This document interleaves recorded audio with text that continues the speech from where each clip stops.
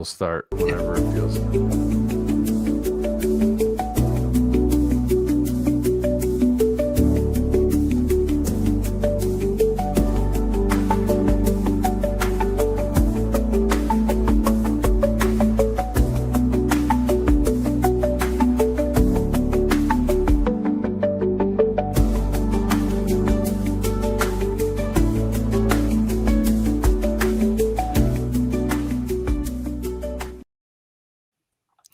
Ladies and gentlemen, welcome in to Late Night with the Borg. As always, I am Brendan, joined by Zach Borg, freelancer for Midwest Sports Plus and Sioux Falls Live, part of Forums Communications. And as always, we are brought to you by Jackrabbit Illustrated, thanks to our title sponsor, Kubota Dealers of South Dakota, with 9 locations across the great state of South Dakota. There's always a location near you to get into some orange equipment today. They've got anything you might need for your home, your acreage, or your hobby farm. They get you taken care of. They've got parts and service as well as all their locations. Get yourself into some orange equipment today.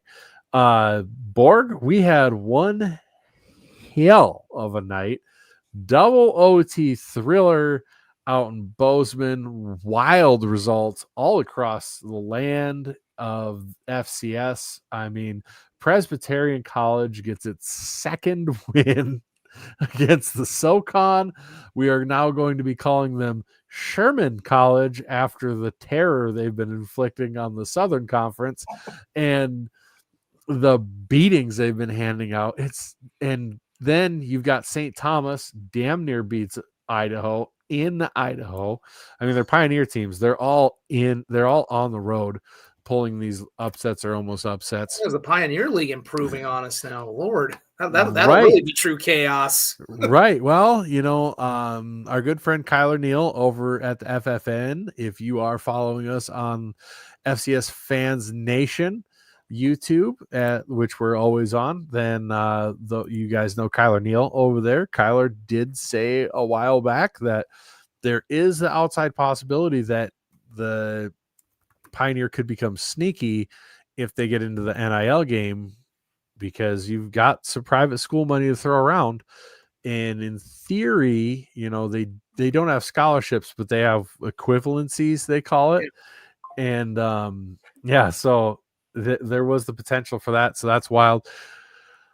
Just crazy things. Mayhem, you can take that clock and stick it up your rear. I did say 11:15-ish, sort of. So I wasn't even technically late.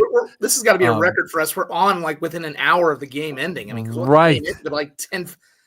I might have been a little earlier. I had to put my kid to bed, and he was kind of bouncing off the wall after that. But yeah, I mean, it's kind of some slack kind of here. a record for us. Yeah, kind of some slack. Ben's just joining. What's up? I had to hop on, man. You had to jump on with late night. What the hell? Dude, I mean, that game, I had to hop on and give my take. Well, you know what? That's funny because it's a big deal. And Ty, yes, D-Gens assemble. We've even got Ben with us tonight.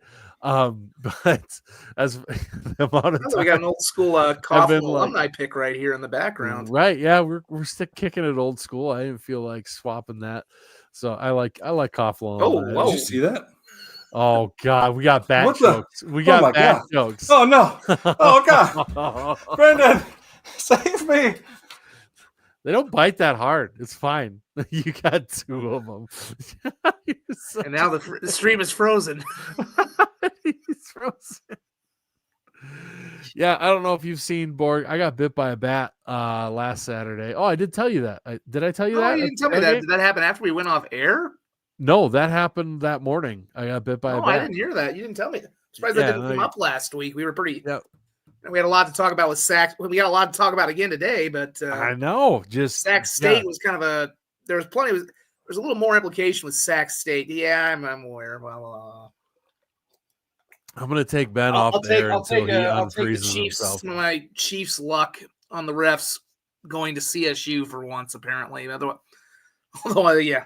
He didn't have a take. He just wanted to show the bat thing, and now he's gone. What a weenie. God. Well, guy tries to turn into Dracula one time. He gets stabbed 11 times. Well, like you But- said, I think there's a lot of crazy stuff that happened today. I mean, obviously, people are mentioning USD losing a shocker at Lamar. There goes my joke about USD winning the beef between Lamar and Drake. So thanks for that, Coyotes. Yeah, a lot of crazy results throughout the FCS today. A couple of near FCS over FBS wins and some controversy. But maybe I'll have to double check here. I mean, there is technically still a couple of FCS games going right now, but in essence, this was kind of the perfect way to apologize for a second. No, you're good. Perfect way for the FCS night to end. What was really a pretty good day with a game that lived up to the hype. Yeah, no, what a game. It lived up to the hype, but it was definitely sloppy. I'm 100% sure Cat fans are probably kicking themselves as much as we would have been had we lost. You come out that opening drive, march down the field, Loffridge's pants get almost ripped off him to the point where he would have been in trouble if he was near a school. Like, that was craziness. And so he's got to leave, and I'm 100%. You'll never convince me that the Jacks wouldn't have scored a touchdown there if he was in the game. Like, I'm 100% sure that him having to go out because his pants got ripped, which I'd never seen even close to that before. That was something, but that absolutely cost the Jacks a touchdown there instead. You see a guy completely whiff trying to punt a football. That was everything about that was weird. Like, you could 100% the rugby style. Well, he went rugby style, but then, like, you see the amount of guys in his face. You're like, well, did somebody not realize those guys were rushing and just released instead of blocking those guys? So then he tries to skirt around them and then kick on the run, and then he whiffs because he's under duress. And it's like, what the hell happened there? Was he supposed to just do a straight kick? Was there some because he was money all night, really. Yeah, I mean, I think if there is a major concern coming out of this game for SDSU, it's at and we've harped on this, I think, online. We mentioned it last week. Special teams, I think, are still a concern with this team. Mm-hmm. Like I said, the punter was pretty good tonight, but that was maybe more of a, I guess that was more of an issue with the protection at that point. But it still was kind of funny to watch him just, not funny in the fact that it tied the game and flipped the momentum and darn near cost them the game. But I've just never seen it.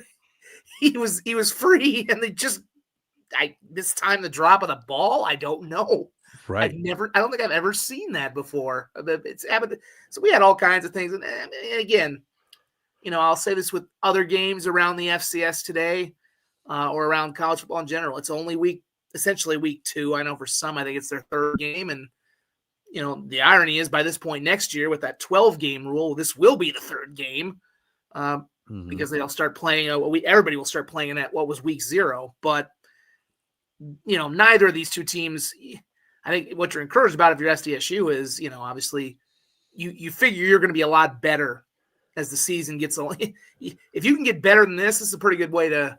This was not your best game, and you still won by 6. And unlike 2 years ago when they won that game against Montana State, there's really no controversy with this one. There's no last second. Well, his foot was in the back of the end zone.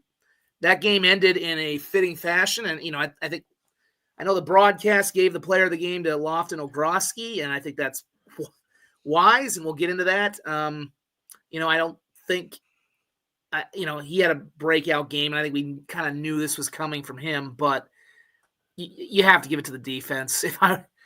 Yes. I mean, that, I tweeted it out, and it's getting a lot of run I've seen right now, but it's just amazing to think about what's happened in the last year. You lose one of the all-time great defensive minds as your head coach, and Jimmy Rogers and his staff. You lose a lot of guys to Washington State, who, by the way, are actually against the other SDSU right now, ironically enough. You lose a bunch of guys to Washington State, mainly in your defensive backfield. And then you lose underrated, I know, because we'll get into Iowa later, I'm sure.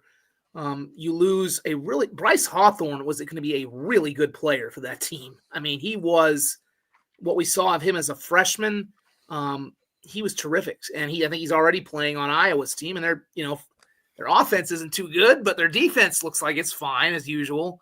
So you lost a ton, and they haven't missed a beat, at least early on in 2 games. I mean, we can say what we want about Sac State and all the president's hype, but there's very funny, Ree. We got all sorts of jokes in the Pearson household today. Look at you guys go. Yeah, I mean, I just think it was, they really there's, I think the defense just had, I mean, you obviously Brian Bergstrom knew the system coming back, so that helped, but they lost so much. And they still had some really good players returning, and a lot of them hadn't really played yet. Guys like Kirschenman, Van Tol. People were kind of snickering when they would post those return announcements, like, "Oh, you never played." Well, they had pretty good players in front of them. It didn't mean they weren't any good, and we're finding that out right now. It's just amazing that this defense has not. And we'll see. Again, it's very early. They're going to have some more challenging teams, I think, in terms of a pass game. I'm. Maybe a controversial statement here. I don't think Justin Lamson will be the quarterback if they play again in the playoffs. I just really had a good. I don't know. I thought he was pretty decent. I think they're going to need a little more out of the pass game. I mean, I know they love to run 30 times and with their quarterback, and we always I thought he kind of butchered that final drive. You could tell Vegan was upset with him on the final regulation drive when he chose to run the ball and they had no timeouts a couple times. I mean, I thought he was all right, and maybe we're just spoiled by what we saw with Malott for a couple of years. I just don't know that he doesn't really strike me as the difference maker who takes you to a championship, and that's what they're gunning for. I mean, this is you got to give all credit to Montana State. I mean, they are, I think they've improved. Certainly after that SDSU loss in the semifinals a few years ago, I think they realized that they needed to bulk up and get really, physical the way a Missouri Valley team is. But I just don't know that he's the guy that's going to get him there. Maybe another one. Maybe it's Vegan's kid. I don't know. I thought I thought he looked fine, to be honest. I think I saw mostly the second half, so I was not very impressed with it. And you also got to credit SDSU's defense. But I thought the dude was a gamer. Maybe it's because I'm giving too much credit to the SDSU defense with how nasty they are, and for some QB at least, right now they were kind of struggling with Central Washington for a while. But better than a Grizz QB, all you have to do is pick one, then you've got better than the Grizz QB. Well, I mean, it's we'll talk about with other teams I think that have struggled today. I mean, it's just not easy bringing in. Everybody sees a transfer and you see him coming from maybe a power conference school, and you just assume it's going to all go well. And, there's a reality to it that it's tough to blend them in, which is where I'm impressed with what SDSU's done. But I can address Chad's comment later. Ron's comment, though, we have 4 receivers, not 1, and 3 good tight ends, would play into your argument of Lamson would not be playing later, because really their only receiver game was Taco Dollar. Yeah. Right? He was their receiver, and I mean, you could make the argument that he's the only one who maybe gets locked in on if you want, which is I think what's Ron saying. Yeah, I mean, I think that's fair. That's a decent point. I mean, and again, I saw mostly full disclosure. I was calling the final game of the President's Bowl over at Howard Wood for Midwest Sports Plus. They got to stop doing that on Saturday. What was that? They've got to stop doing that on Saturday. No, it's always going to be on Saturday, but it's the only time of the I'm this is the sorry. only time of the year where this is the only I'm time of the sorry. year where they play a Saturday game, really. Right, but you want all this attention on those high school games, and SDSU's become too big of a deal now. It's like, I guess I haven't seen in the days of yore. I don't go there now because I'm at an SDSU game or watching an SDSU game, but I cannot imagine that it helps the attendance. It was pretty good. I Compete mean, with that. I don't think the attendance fell off much. I mean, the fact this was a road game, you know, I mean, a lot of people were going to be watching it, obviously, but Right. the fact it was a road game, nobody, I mean, the only other teams that were home were D2 teams. USF played a really good game with Northern. Apparently, Northern and USF had a really good crowd over at Bob Young Field. So, see, Alex says make it move to a Thursday. If it's up to me, I'd make it a Friday. Like, make it a big special deal. The students get out to go to the game. And as an adult, I'm more likely to take off a Friday afternoon to go watch those games. Whereas college football Saturday, like it's more for college football. Like, I was pumped because this was it felt like in 2 years, probably because it's pretty much been 2 years for me to really sit and watch. Like, you know, with the baby and everything, it was my first time to really sit and lock in on some college football. Like, I even kind of was a little grumpy with Ariel when she was like, well, we can go to the petting zoo at Fleet Farm. I was like, no, we're not doing that. This is the time. Mr. Kinkle has a good point here too. They don't have enough officials to do a Friday. I mean, it'd be a triple header. He is an official, so he would know first. Well, it was interesting because last year they split I think the first couple of years since Jefferson came online in 2021, they've split the president. They'd split the President's Bowl into 2 days. I mean, they would do, I think they did 2 games one night and then 2 games the next day. And then this year was one game or something or other. I don't know. This year was the first time they ever did a triple header, and it was games at 12, 3, and 6. The idea probably is worked out well for them that all the games were kind of lopsided. The idea is cool, but it also plays into I hate that the Sioux Falls teams don't have their own stadiums. Like, what? That's a very fair point. Being not from here, and this is so off topic, nobody's here to listen to this, but like, how do you have home field advantage? Like, it's like the Giants and Jets, but worse, because high school is like, have your own field. Like, Lincoln has space; they could have their own field there. Well, the ironic thing is they've all over the last couple of years, over the last 2 years, I think they all have their own little fields, and they play soccer on them right now, and I think JV football. They all turfed all of their own fields. So it went from a situation where high school soccer was being played at Howard Wood, which is even worse because you're talking about a 10,000 capacity seat college stadium it's tough for high school football, but for high school soccer, you're not getting the kind of crowd you do for a football game necessarily. So yeah, it was tough in that regard. But once they built their own facilities, soccer went back to the high schools, and it's more. I mean, it was more of a hassle when I was doing nightly television and needed highlights because you had to run to 3 different places. But yeah, I mean, Lincoln, I think it's a little bit of a weird setup because I don't know what noise ordinances there are, but yeah, Lincoln, if you could build some more bleachers and do your own thing, you could. I mean, there's more room behind it. Roosevelt, I don't know if you could, because where theirs is, they're right up next to the golf course, Keene Park. Washington maybe could as well. I mean, it would be more fun. And then the President's Bowl would really, I think that would feed well into the President's Bowl actually, because then they would be going back to Howard Wood, and then it'd be only a one-shot deal as opposed to, we're here every week anyway.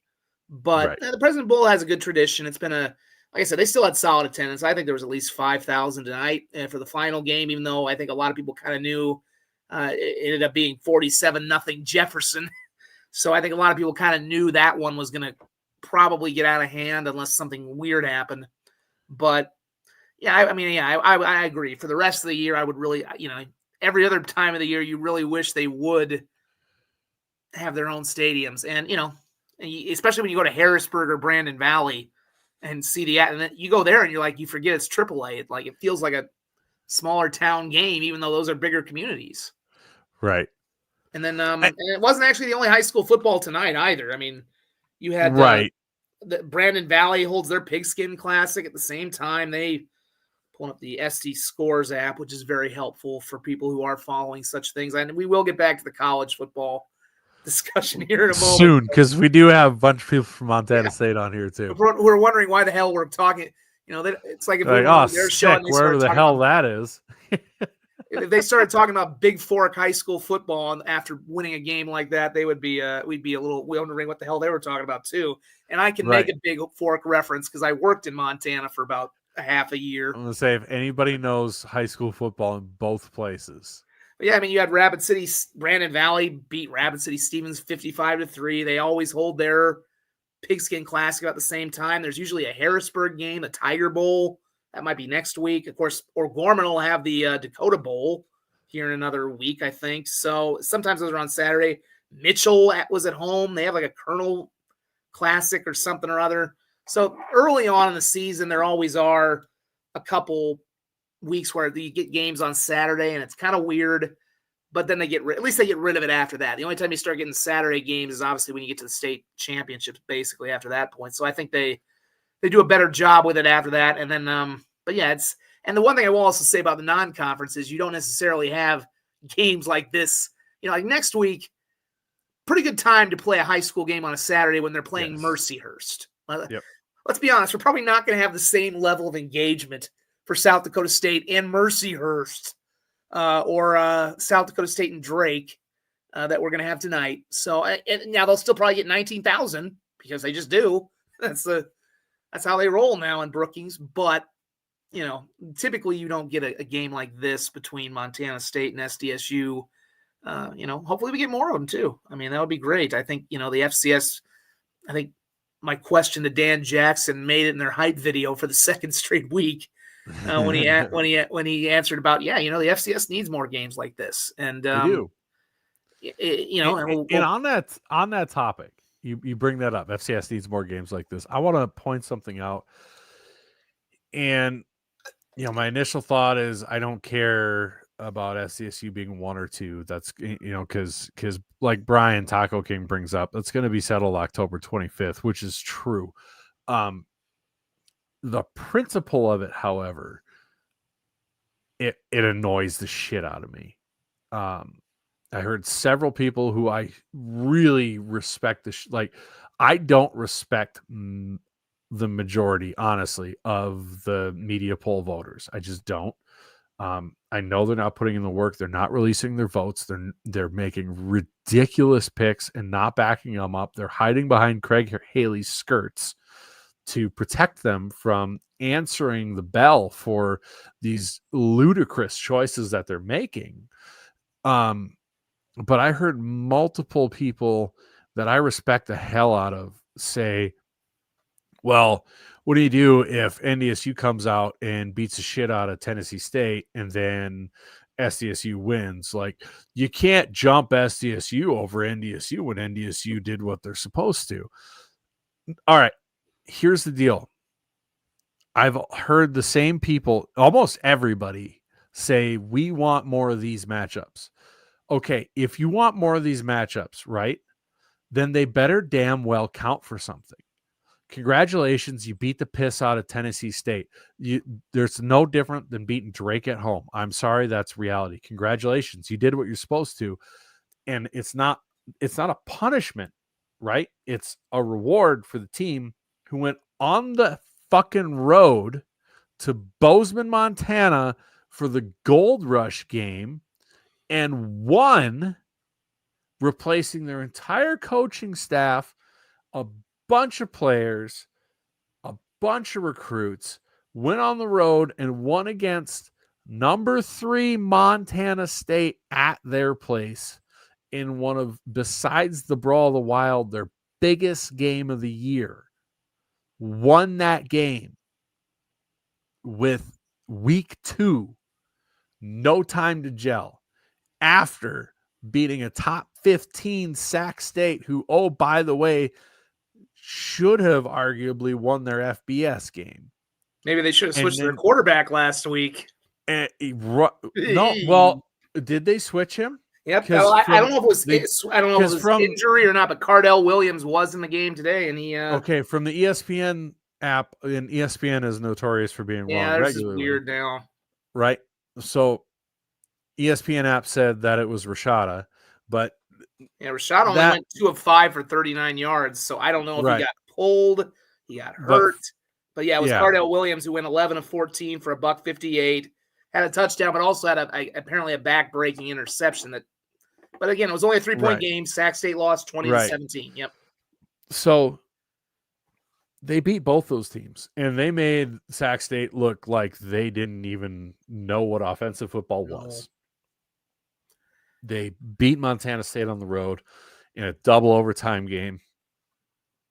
And we're going to, because of the preseason poll, right? And that's the thing. Like, if that's the most slot votiest shit ever. Well, they did what they were supposed to do, so they stay at 1. And take SDSU out of it. Like, okay. And it's not like they're moving from 25 up to 1, right? It's a team that was basically 2 to 1, 3, right? Little jump. I get it if it's like they weren't ranked and now like they won these 2 games. Okay, get it. We got to wait and see. But this was kind of like, we knew these were huge games.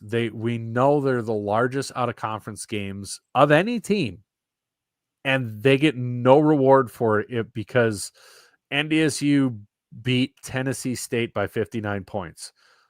Whoopty shit. SDSU could absolutely look me in the eyes and tell me you don't think SDSU could beat Tennessee State by 59 points if they wanted to, or the Citadel. And I love Kevin. They're nicer. They'll only win by like 39. Right. They only won by 39. Like, or Stiggy, he would let off and let him at least give him some dignity. Like, you want these ranked matchups or you don't.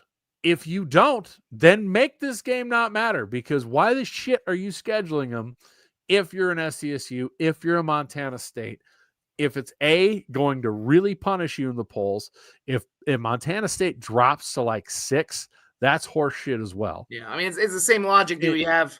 I mean, obviously we're going to, unless something wild happens, between now and October 25th, you figure we're going to have 1 versus 2 for the Dakota marker. And it's like it's like saying if the number 2 ranked team loses that game, well, you're going to drop them to 7. Like, you really shouldn't drop them at all because they just lost to the number 1 team unless they get blown out like 50-0. So, yeah, I mean, to be fair, SDSU I think did bounce up from 3 to 2 after beating Sac State, so they did get a little bit of a bump for beat. But yeah, I mean, and again, obviously I think the rankings are do we even really know how much they matter anymore in terms of playoff seeding? I mean, right. Well, in the end, it's not going to matter. It's coming that way with FBS too, by the way. And that's where, like, in the end, it's not going.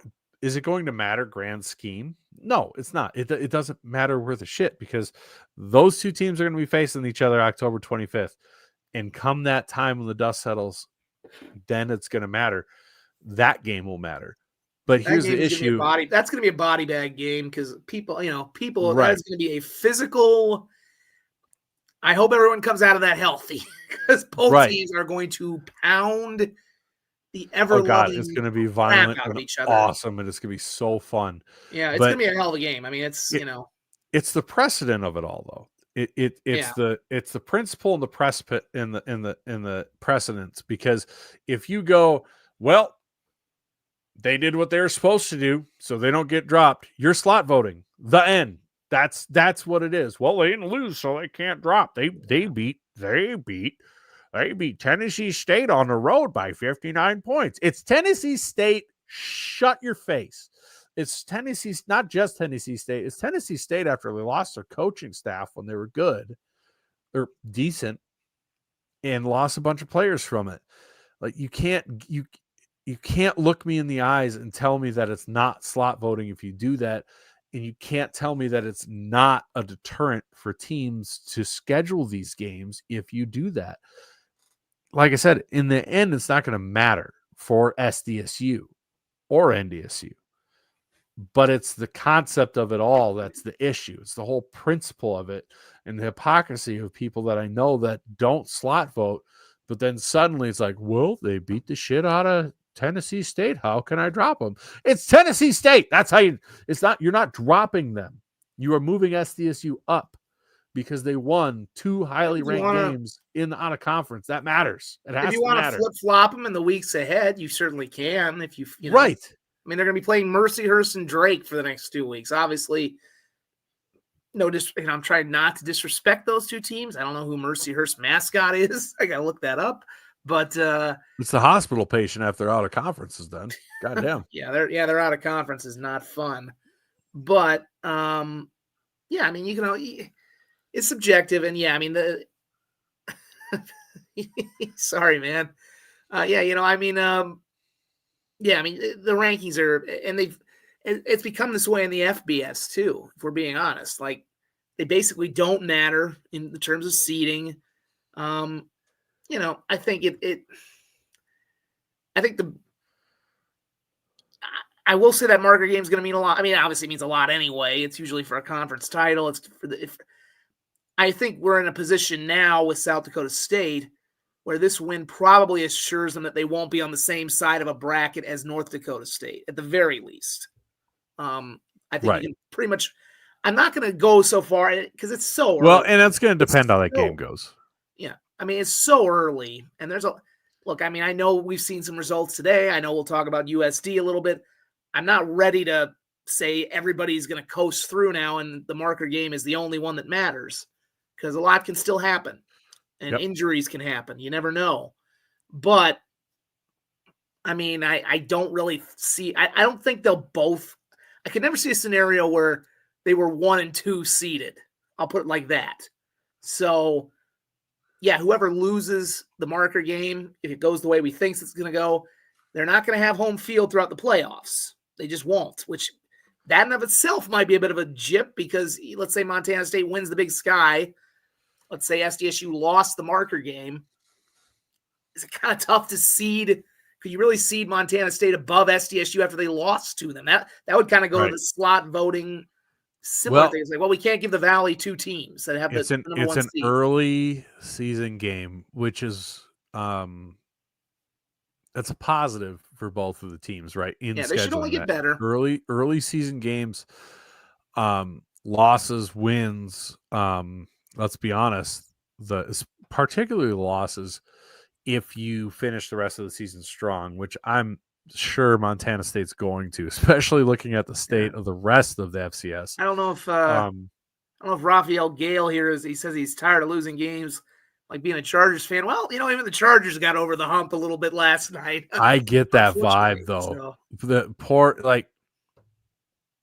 I haven't had really many bad interactions with Montana State fans, so I feel a little bad because I understand their pain because we've been through it with NDSU before, where I think the last time I saw their last 7 seasons have been ended by a Dakota State. Yeah, and mostly by North Dakota State. And SDSU a lot of them have been close, and I think there's something like 2 or 1 and 6 now against SDSU. Since the only one 2004. Well, they mentioned it on the broadcast. SDSU, I think, is the only team to ever win the Gold Rush game, and they've done it twice now. The other one was the is game that the only ever? That's what I think they said. I mean, I don't know how long. Okay, so because I said it's a big deal to win that game, and everybody's like, "Wow, I won in 2017 or something," and I'm like, "Yeah, but it's a big deal to win that game." In the nitty gritty of this game, right? Let's get into the game itself because we've been talking macro probably way earlier and more than we should have been. We are. Yeah, we're the only team to ever win a Gold Rush game. Does that make them the Golden Jacks? Well, they do have Tyler Merriam gets mad if I say it's gold. I know it's blue and yellow. It's yellow. Yellow and gold kind of look 2 chains. Similar. The Jacks got 2 chains, right? Yeah. 16-2 in Gold Rush games, and we are the only losses they've had.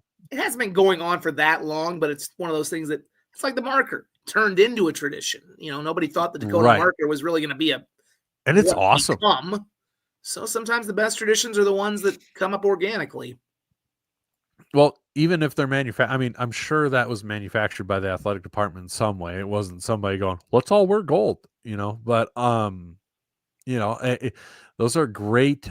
It's a great tradition. And that atmosphere was, if Yeah, I could have been there, I'm bummed I wasn't. I mean, I wouldn't be doing this show because I would be yeah. properly shit faced, but, It's one man, thing. It's the one what thing an they. atmosphere. And that's also the one thing they unfortunately have on SDSU is they still get that kind of crowd in the playoffs too. We're still we came close a couple of years ago with the I think it was Building. yeah. I mean it's building, but man, yeah, that's where you get a little jealous. Is them in Montana can still get those kind of crowds when they're deep in the playoffs, and nobody, even NDSU is struggling anymore because obviously theirs is more of a fatigue thing with the FCS, I think at this point, but. That atmosphere is it was what, and they've added on to it. I mean, that scoreboard they have, I think it pretty much knocks SDSU out as the largest. And they put, I think that was their indoor facility now. It's in the end zone or whatever. I thought that was creative how they put seats in there. Yeah. It's like if they ever renovate the Dyke, I want to call it the Dyke House Center. It's the Stiglmeyer Center now. Right. But which actually is less confusing, but it's more confusing just because of what it was named. Yeah, we're now so it used doesn't to that share for so the name long. of the stadium because it was the Dyke House and the Dyke House, which was confusing. And it absolutely should be named after Stig, but it's just weird because it still hasn't really sunk in, even though I think it's now 3 years with that as the moniker, because they named after him the first game Rodgers coached after Jimmy had stepped down, or after Stig had stepped down. But yeah, I think, right. I think just looking at the macro, I mean, we've looked at a lot of macros. We look at the game itself. I mean, again, I just think the defense, I mean, look, as fun as that was, this probably should have ended earlier in regulation, and they probably should have won by 10. Right. A question. There was a lot of issues. I mean, the special teams to me is the big thing that is still, and we've harped on that enough. We'll get into that in a minute. But I mean, obviously, just so many. And again, Montana State, they have good run. I mean, they ran for 210 yards, but none of it was really. They only had the two explosive ones, the one with Lamson and the one with Davis. But man, I mean, they're just it's a team that you kind of expect is going to run for a certain amount of, like NDSU. You don't expect to hold them below 100 yards. But I mean, it took Lamson 20 carries and he couldn't hit 100 yards. Davis 12 for 76. Adam Jones is a pretty good running back, and he was not a non-factor. 9 carries, 30 yards, although he did have a touchdown. I think that was, I'm not sure I think that was what these game tie, the one where they tied at 17. I don't remember which one, but again, the one thing that also really struck me as I was watching, and again, I picked it up in the second half. Their tackling is really good. I mean, this team just does not. You're not seeing guys get second, yards after contact. You're not seeing guys break tackles. They just they stuck people and they stuck them where they were. And it certainly became critical at the end there on that 4th and 1 stop, because again, that was the most fitting way for SDSU to win that game, though, as much as it probably should have ended far earlier if the special teams doesn't whiff on a punt. And yeah, I mean, the punting unit, I think, the punter himself is pretty good, but they had some struggles on the return. They had some struggles on the return game. I mean, the one that set them in such a bad position was kind of a iffy, like, why should he have even caught the ball? Should he have tried to return? Right. I mean, I don't know. It's been, but that's always kind of been a thing with SDSU too. I mean, we were talking about the last time they played Montana State. It was special teams in the regular season that almost cost them. They had I think they had a punt blocked in that game. So I don't know. I mean, it's weird because they now have that special teams coordinator. I think they still do. I don't know if that was maybe last year I'm thinking of. But so what's crazy is watching this game, right? It felt like SDSU had so many opportunities they let go by, right? Like it felt like there was more SDSU mess. Yeah, the Loffridge in the goal line, the fumble from Ogroski. Just the odd reverse call, which I get it. Like you're trying to hit a big play, but it just really blew up in their face and killed the drive, and it's like thing after thing after thing after thing after thing. And it felt like you would look at the stats and SDSU would have like 400 yards and, Montana State would have like, I don't know, 250, right? Looking at the stats, SDSU had 297 yards, not an awful game offensively. Montana State at 349. And They some of actually this also got outgained- inflated by going to overtime, 2 overtimes. Right. The interesting thing to me is, and this is not, excluding sacks, and that's a huge thing that needs to be brought up and talked about. But yards per rush, SDSU only averaged 2.7 yards per rush. It did not feel like that watching the game. And it has to be hurt by sacks. And Montana State averaged 5 yards per rush. But then you look at passing yards, Montana State only averaged 4.8 yards per pass. And SDSU averaged 7.6, which is not much. That's really not impressive. But it is double-ish, whatever. I'm being generous to SDSU. But it's almost double what Montana State was averaging. And sometimes with Chase, I had somebody I had somebody mention in my comments. I said like Chase showed he was a big time player in that overtime. They disagreed heavily with my statement. But look at that overtime. Yeah, it was pretty good overtime. That pass, one hell of a catch by Ogroski to secure the touchdown there, right? In overtime on that fade. But he put the ball on the money. He almost set it in the crook of his arm. Yeah, it's one thing to make that catch, but you also say, well, he put it. He didn't have to move his hand down in a place where only he knew he could catch it. It wasn't going to be picked off. Some will say, "Oh, it wasn't a great throw." Well, he trusted his receiver on that one. I think. I honestly think it was a great. I think he knew the D-back. I think he understands how, especially in college, defensive backs. Because how many times have you watched a pass go to a receiver and you are screaming, "Turn your head, turn your head, turn your head," and that's not. It's just not how they're taught. Well, it's chemistry. I think it's chemistry with Ogroski at this point. I think it's one of those things where he knew. I think he knew the coverage, but he also knew who he was throwing to. He's like, right. When you have a good receiver, a great receiver, you can throw them balls that 90% of the rest of the world is not going to catch, and they're going to make the play. So you'll do things that you wouldn't necessarily. You'll do those things that you wouldn't necessarily do with anybody else. But then the next, you come out on the next drive. Very next play. First play. Yeah, next play. And you throw, that's a throw. Like, that's not like an easy throw. It looks easy. You're watching from the sideline cam and it looked like, oh, he's got this much yardage. It's easily the best throw of his career. You got to drop that over that linebacker's head in there in time that the safety, because you can't laser that in there. And everybody knows that Mason has a cannon. And everybody knows that the concern with Mason was that he wouldn't be able to control a cannon.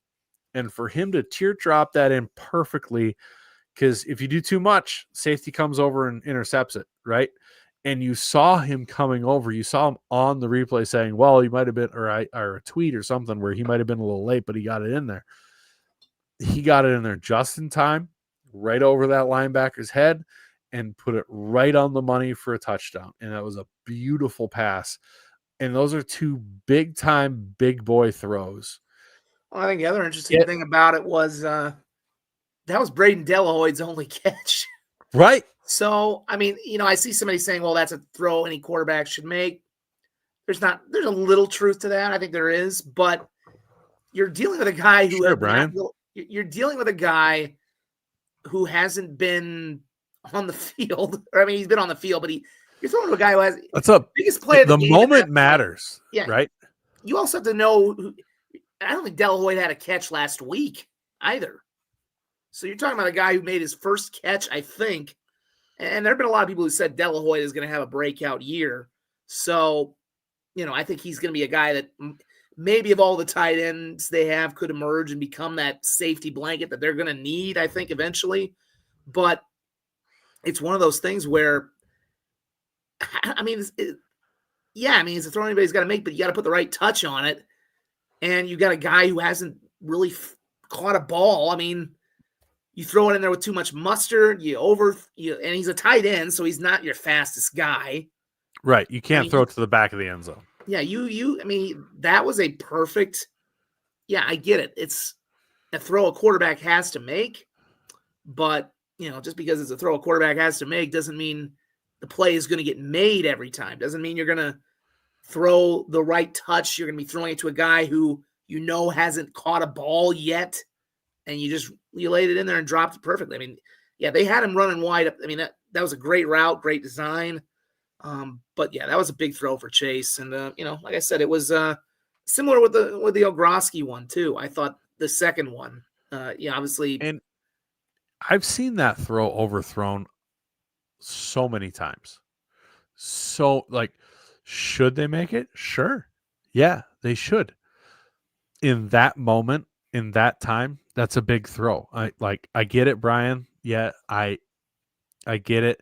Should you make that throw? Sure. You're a collegiate Division I starting quarterback. However, to drop that throw in that moment is impressive. I promise you, there's not that many FCS quarterbacks that have made that throw in that moment currently. And this is his first big moment. This is his first moment. Let's not kid ourselves here. This was his biggest game as a South Dakota State football player. Yes. And you go you ride into the mouth of the dragon and you put that on him. It wasn't he still has some issues. I think they're still running him a little more than maybe you're comfortable with, considering the injury history, considering, not only his, but we know what happened to Gronowski a few years ago. And I think, they're still maybe looking for that second back to go along with Loffridge, to go along with your point. It's kind of hard to believe he only had 83 yards on 23 carries, because it felt like every time I was watching him, he was starting to gash him for 5 or 6 yards a pop, but that actually ends up being less than 4 yards a carry. So, yeah, I think, it was I think it was just Chase got better, I thought, as the game went along. I think that was key. He made more than one throw that way that gets forgotten. On that first drive, I think it was to Loffridge again. He dropped one like that touchdown throw, except it was more of a fade down I think it was Mason's left sideline for 20, 30 yards. And on the button, right over the corner shoulder, which we know he can make that throw, but goddamn, that was a throw. I think there's a lot of things. There's absolutely things he needs to work on. There's absolutely things the O-line and him both struggle with blitzes right now. Yeah, they struggle. They're gonna have to figure that out, especially by the marker game, because they got to figure some hot routes out, something, because when 5 or more came, it was a mess. It just was. I think the left side of the line might have struggled with the crowd noise and getting off the ball, because their pass rushers and honestly, that's part of why this game was so important, because if you end up facing Montana State again, that left side, they had light, quick, and athletic defensive ends, and they gave Q all sorts of trouble in that game. And I love Q more than anybody else. I think he's a phenomenal lineman. But I think even he would admit this wasn't his best game. And I think some of it had to do with getting off the snap with the crowd noise. You got new interior linemen that can cause some issues with that. And you're facing a super athletic end out there that just really gave him problems. And then you add in the blitzing. They've got to figure out something to cure what ails them when blitzes come, because when teams bring pressure, it is super problematic. Either they have the calls and Chase just doesn't trust himself to fire into those windows because he's too scared of throwing an interception, which feels out of character. Like, it feels like when you watched him before in games, he wasn't too worried about it. Maybe it was because the games were in hand, but he seems really concerned about firing an interception. And I think, as a guy who watched Aaron Rodgers for however long he was at the Packers, like, there's a point you have to take those risks to win championships. Like, you have to put the risky ball. And I'm not saying he doesn't, because he certainly did. That pass in overtime, the first one to tie the game, that was definitely not risky pass. And then the other one he hit to Lawford down the sideline, that was definitely risky as well. But he needs to trust where he's going with the ball on a blitz, where his hot route is. And it feels like he doesn't right now. And the O-line just needs to hold up better as well on some of that stuff. And, Brian says the new OC this year. Yeah, and there's some of that for sure. It is a new offense to these guys. Sure, the offense they knew probably had its roots in Eidsness's offense, but they need to figure that out. And that's I'm sorry, I'm talking a lot here, but I apologize for yawning too. I've had a long day. No, you're good. This is where I got after some people on Twitter because I'm just not having it. I'm not having it right now. If you're the offense is bad, yeah, and they're no good in the red zone, yeah, and they suck, and this team's awful, go cheer for NDSU. Jesus Christ. You're actually starting to sound a lot like an NDSU fan at that point, because you're not satisfied with nothing. This team. I had some motherfucker look at me on Twitter and say, "You're not critical of this team." The son of a bitch on this podcast who had somebody step up and sponsor my rants specifically for my tantrums. I'm not critical of this team. Stop it. Stop it. That's hiding behind a Twitter handle. Come and say it to my face, because that is garbage. That pisses me off. They've lost 3 games since we've been doing this show in 3 years. Right. Like, how much is there to be critical of? The offense is bad. They put up 400 yards last game. They're on the road at the number 3 team in the country who has lost this game before this game once. What the fuck are we talking about? Honestly, like, seriously, they lost 16 players from the team, 30 total if you're including recruits. You got all these new guys. They brought in 20 sub transfers. Well, the red zone efficiency is not very good. No shit. They're not playing Drake. What are we fucking talking about here? I'm way over my F-bomb limit, but it's 11 o'clock at night. And if you're listening to this, you're a big boy. It's actually past midnight now, so even better. Like, what the fuck are we talking about? A win is important. I don't give a shit what it looks like. I don't care if the punter scores every touchdown. It's a win in that game. It doesn't matter. It's a win. We've got Mercyhurst and Drake coming up. Would you rather be 0-2 with a loss to Lamar? I mean, come on. Right. I'm not trying to knock Coyote fans, but seriously, guys, I mean, this is a pretty good run that SDSU's been on. I mean, the moment that punt got dropped, the punter dropped the ball and it was returned, I was getting flashbacks to, and this is what I would say to some of the USD people. It's like, you got to remember, I know it's been good for you the last 2 years, but that climb to being a national championship program, you're probably still going to have a few more years where it may not all come together. And that's what SDSU had to go through. And that moment where he drops the punt, it was like, man, this almost feels like one of those slip on the banana peel moments that they used to have before they went on the run of winning the national title. The one game that would just slip away and you're like, God, they should have won that. They made one stupid play or, just came. That felt, I'm like, that kind of feels like a slip, but they overcame it. I mean, you got to start to eventually acknowledge what is going on here. They've lost, like I said, the time we've done this Right. show, they've 3 lost 3 games. 2 of them were to one team, That's and they were absurd. by 1 score, less than 7. Like, The other people 2 need to losses. recognize. The other loss was Oklahoma State. And if you want to go Right. back to when they won their first national title, they've only lost 4 games. The other was to Iowa by 4 points. So, Right. I mean, it's, you kind of have to, in some regards, nitpick a little bit. Otherwise, you won't have anything. But after a game like that, okay, if they come out next week and they're really kind of sluggish offensively against Mercyhurst, I think then it's maybe fair because you have to nitpick something at some point. And the coaches will too. The coaches are going to go through this and, they're going to enjoy the win, but they'll find plenty they should have been better at.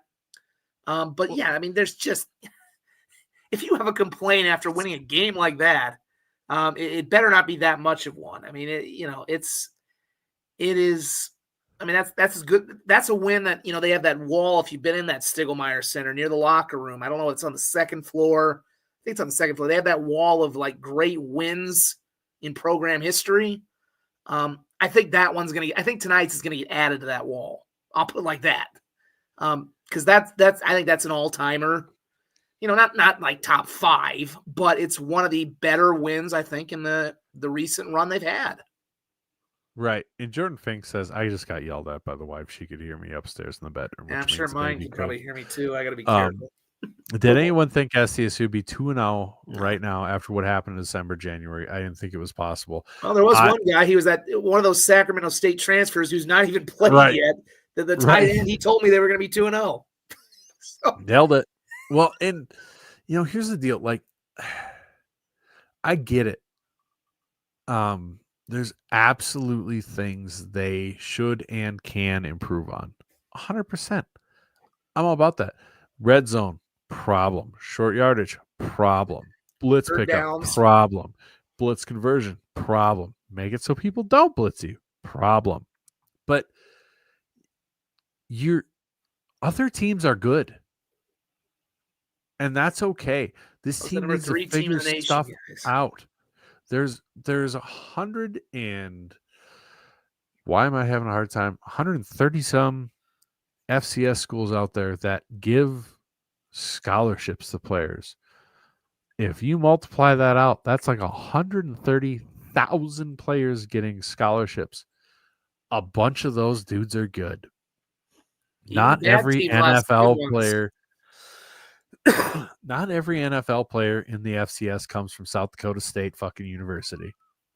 Or even North Dakota State. Or even combined, both of them. Even them combined. There's dudes who get scholarships to play.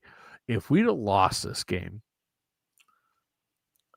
I'm not going to say I'd be happy about it, but I get it. I kind of assumed it was going to happen. Yeah. It's been a crazy tough environment with a team that hasn't had a chance to gel yet. This wasn't the 2023 team coming in who'd played together for 4 years and had gelled and was ready to roll. Like this concept of like, well, they're good at that. They're terrible. The offense is bad. They're 2 for 8 in the red zone. It does not make the offense bad. It means they have shit to work on and they absolutely need to get better. But the audacity to pretend like there's not another team out there trying their asses off to stop them, who also is pretty goddamn good. Yeah. We haven't played Drake in the Citadel to start the season. Just drives me nuts. Like, that is everything SDSU fans have hated about NDSU fans for the last decade. And you're being that. Stop it. I always warn them. I always warn you guys. Like, I'm like, whether it's playing, whether it's that, whether it's going to play USD, I'm like, just watch that you're not becoming what you. And it's inevitable. Maybe some of it's inevitable too. It is, but I'm going to fight it. I'm going to fight it as much as I can. I mean, Jesus, it's one, and I have to get in that same mode too, because media wise, because I always would be critical of the Fargo media, like just roundly dismissing anybody other than and they basically dismiss anybody other than SDSU, who plays them, and it's like, you never know. I mean, a year ago, East Tennessee State probably should have beaten them. And who knows, if that had happened, that would have changed everything dynamically. Right.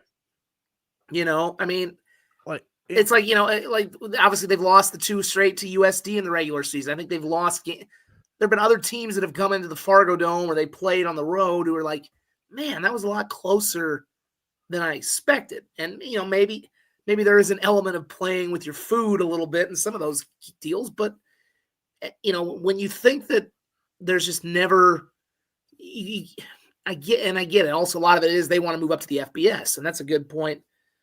Let's see, let's turn around.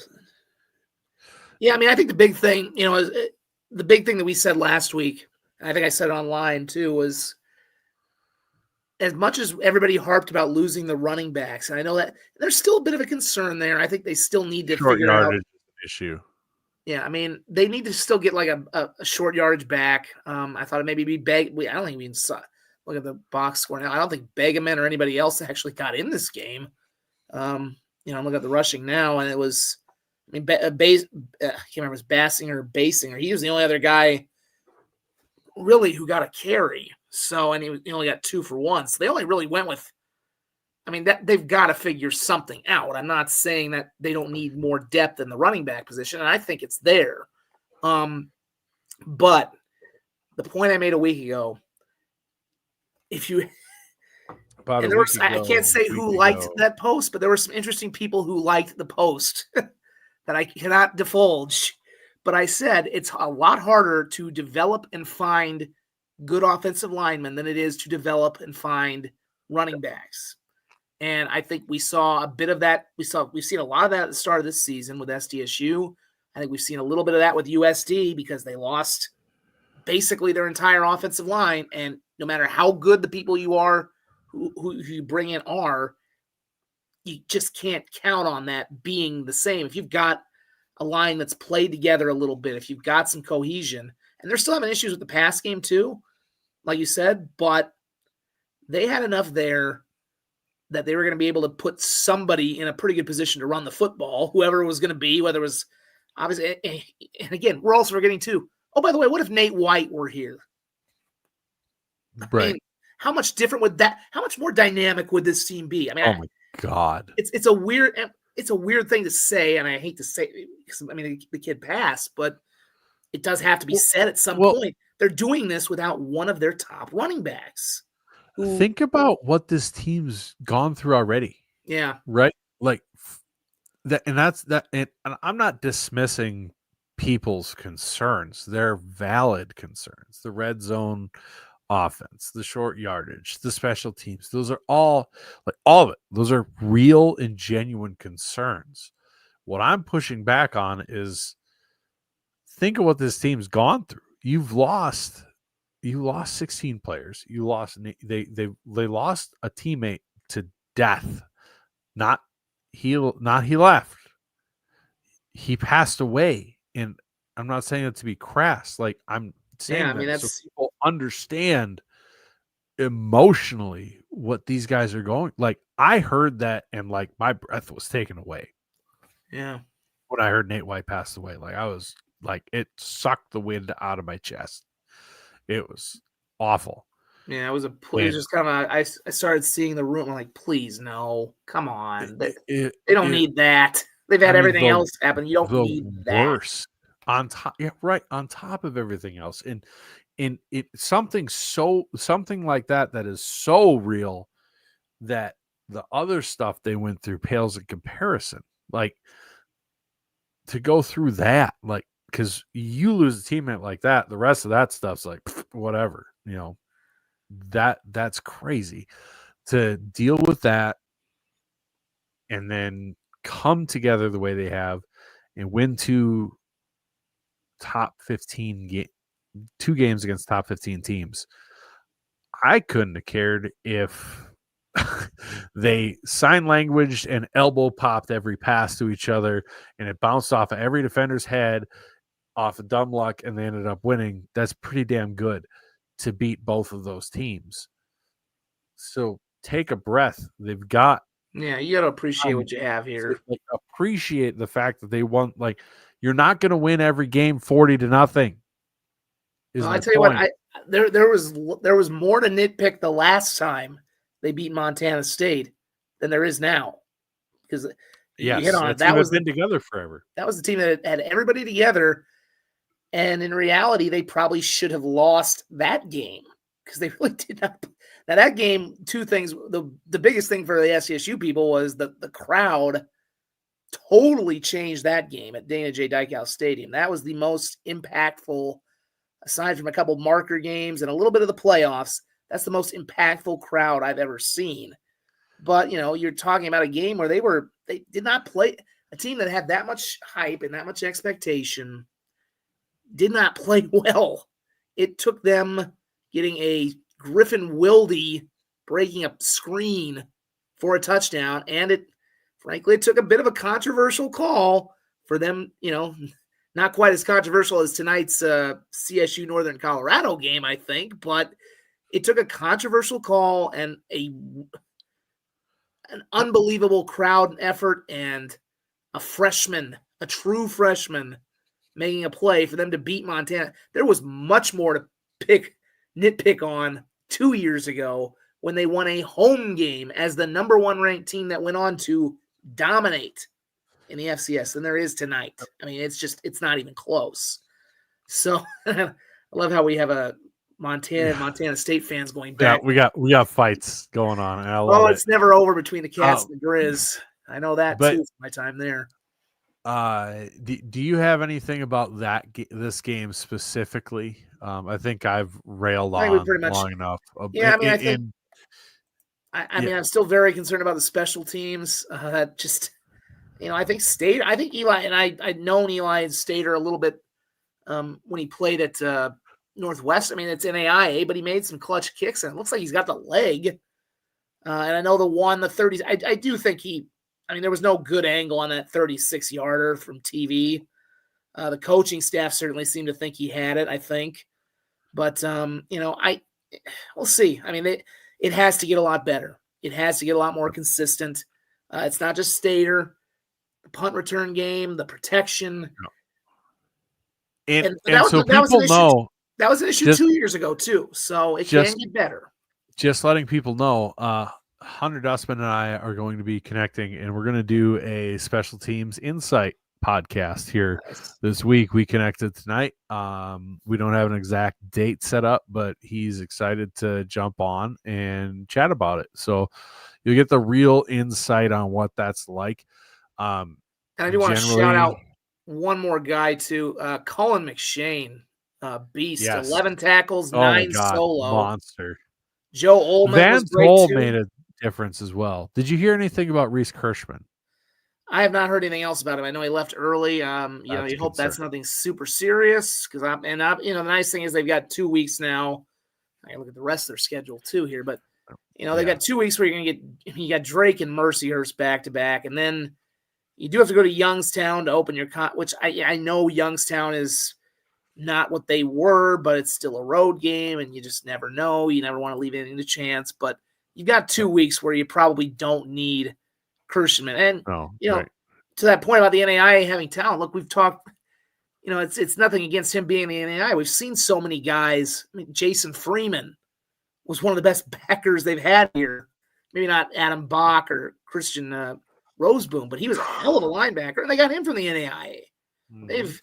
If there's one team that's done well in the transfer portal with what is considered the lower divisions of D2 and NAIA, it's been SDSU. They've had terrific finds over the years. So I'm not worried that, this is too big for Stater.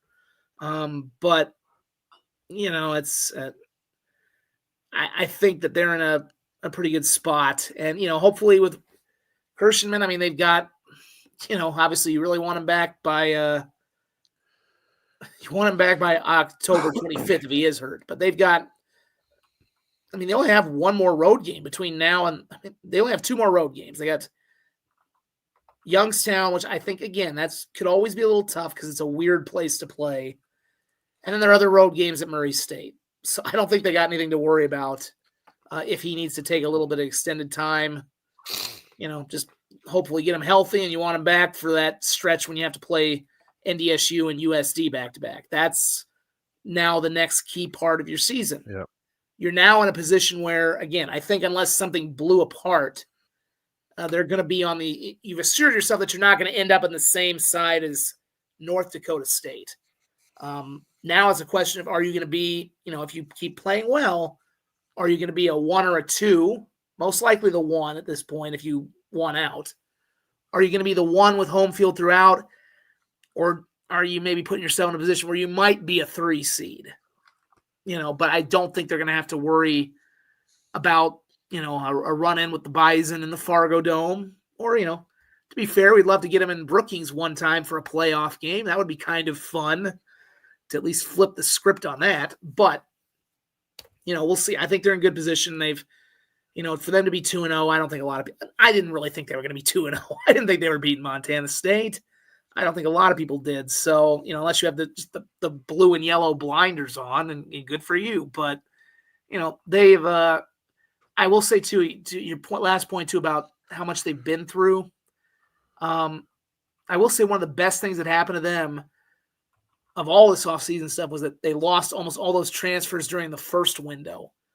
They didn't lose anybody in the second. I think the only one who left in the second window, I think, was the St. Thomas kid who transferred in at quarterback, and there was just not going to be a place for him.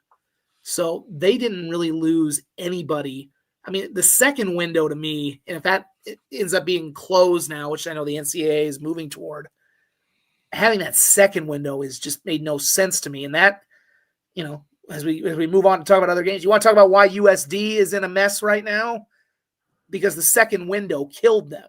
Literally just killed them. They were fine out of the first window, and they lost their offensive line, one of their best receivers.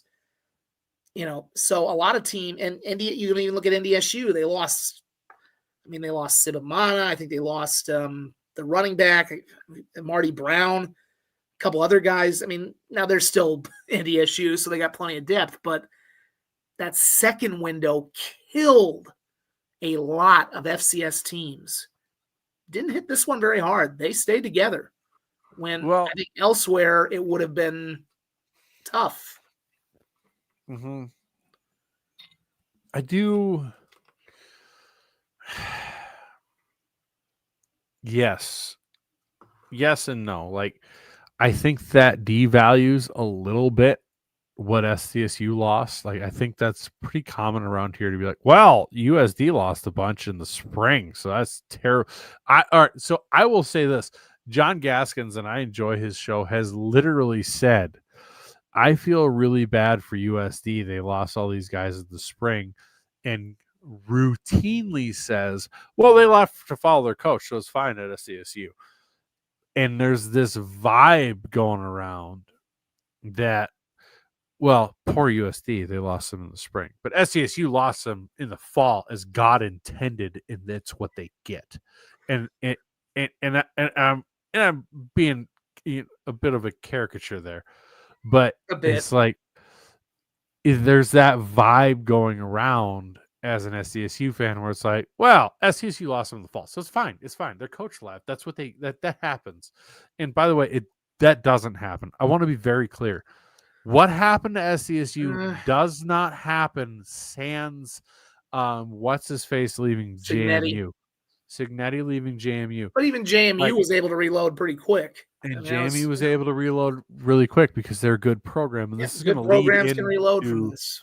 I'm going to lead into USD with this. But, this is not a normal transition.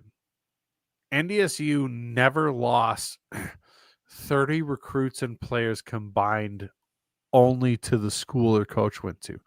I'm not including, that does not include Mark Gronowski. It does not include Wildy. That doesn't include those guys who left for that. That's who Jimmy Rogers took. And I want to be very clear, it was more strong arms than most places. And that's just a fact. And that's why you saw Chase Mason, Quentin Christensen as adamant as they were, and among others, as adamant as they were, and having interviews and as outspoken as they were. So it does annoy me a bit that the mantra is, well, poor USD, they lost their players in the spring, and that's not fair. But SDSU, their coach left, so it's fine. But on that note, the thing that annoys me the most, it's not that it has nothing to do with people saying USD is good. Has nothing to do with people saying SDSU might have a down year, because those are very fair things to say. The issue I had was routinely brought up, and by, again, people I respect, Blue Bloods and Sam Herder and Tim Rosario, people who know a shitload about the FCS. For some reason, they would go, I would listen to their preseason previews, and they'd be like, well, we'll see if USD, can reload or pick a team, can reload their offensive line like NDSU or Montana State. And I guess SDSU. Excuse the fuck out of me. SDSU has been in the semifinals since the year of our Lord 2016, every year except for once. 3 national title games, 2 national title wins, and we're going Montana State, who's made it what? How many semifinals? 3 semifinals that they've been in, and this isn't to dog on Montana State, but if you're making it to the level that SDSU has made year after year after year after year after year after year, and NDSU deserves all the respect for that, and so does Montana State. But for you to go, and I guess SDSU, you don't get to that level by having a bad offensive line. What are we talking about? What world are we in? And the same on the same stroke, USD, who made the semifinals for the first time in the history of their program at a Division I level ever. I want to be very clear. They made the semifinals once, literally ever. Is all of a sudden chosen by God that they would be a top 4 program no matter the losses they had, and arguably, according to some hosts in the area, not you, Borg, should be above SDSU no matter what, come hell or high water, because they have Aiden Bauman, and it's indisputable, and it is ludicrous for SDSU to be ranked above them, because USD is now the same level program as SDSU, because they had a year. Juan won a single year at the semifinals. Won. And they made the quarterfinals once before that. Suddenly, they're the same level as SDSU. SDSU's been at the quarterfinal level before my daughter was born. My other daughter was barely reaching kindergarten when SDSU was in the goddamn quarterfinals, and we're playing this game of, well, USD is basically the same as SDSU. Are you kidding me? Well, like, look, you could say they're a good team, and I don't have a problem with saying they're a good team. There's a difference between a team and a program, right? And saying that USD is, well, they're just this good program now because they made the semifinals once. Can we be honest, like, a little bit with this?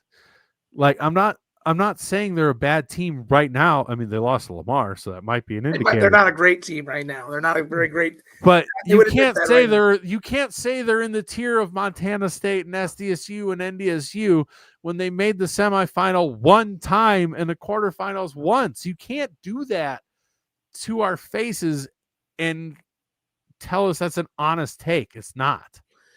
Well, I don't think there are that many people who really are on that train yet. I think the thought is if USC continues on its path, they might be. I think the problem And again, I mentioned it, I think, way back at the beginning of this show, and you kind of maybe hit on it subtly there, is we forget how hard a climb this was for SDSU. Right. 2017 was actually the first semifinal year. 2016 was the first time they ever made it to the quarterfinals. This was after a number of, losses in the playoffs in the second, and there's some heartbreakers too. I know that 2014 game in Fargo is probably the one that sticks out to a lot of people. And I think also there's a recognition too that, the FCS is not what it was. It was a lot hard, and that also swings to SDSU's favor too. Was it? You used to have Georgia Southern in this division when it was. We're talking about 15 years ago before USD even joined. Right, it was a lot harder. That was just the very big infancy of NDSU's run. Yeah, I mean, it was. So here's my pushback on that.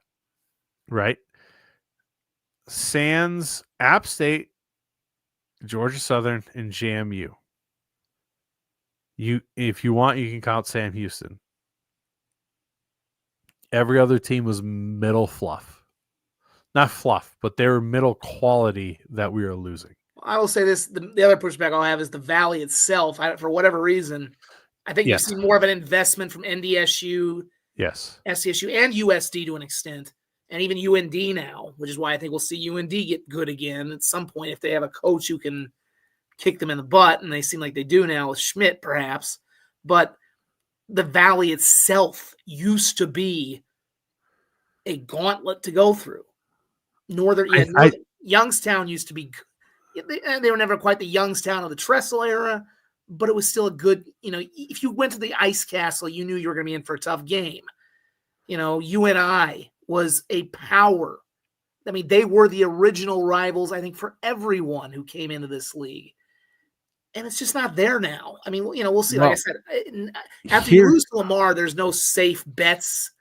But right, I think that's part of it. With some of it's like it is easier right now to build a top level, and that's helped SDSU to an extent. They haven't had to play as many, But again, the other half of that is too. You've made the investment; other schools haven't for whatever reason.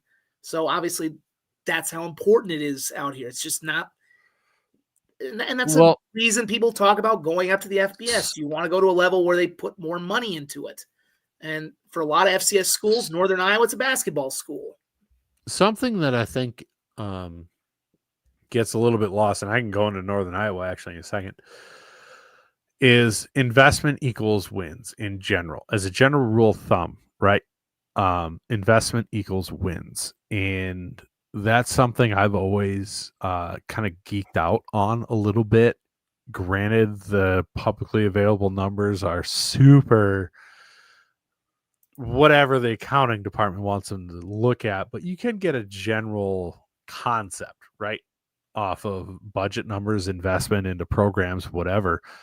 And I think the argument is easily made because back in the day, James Madison, like there were some outliers.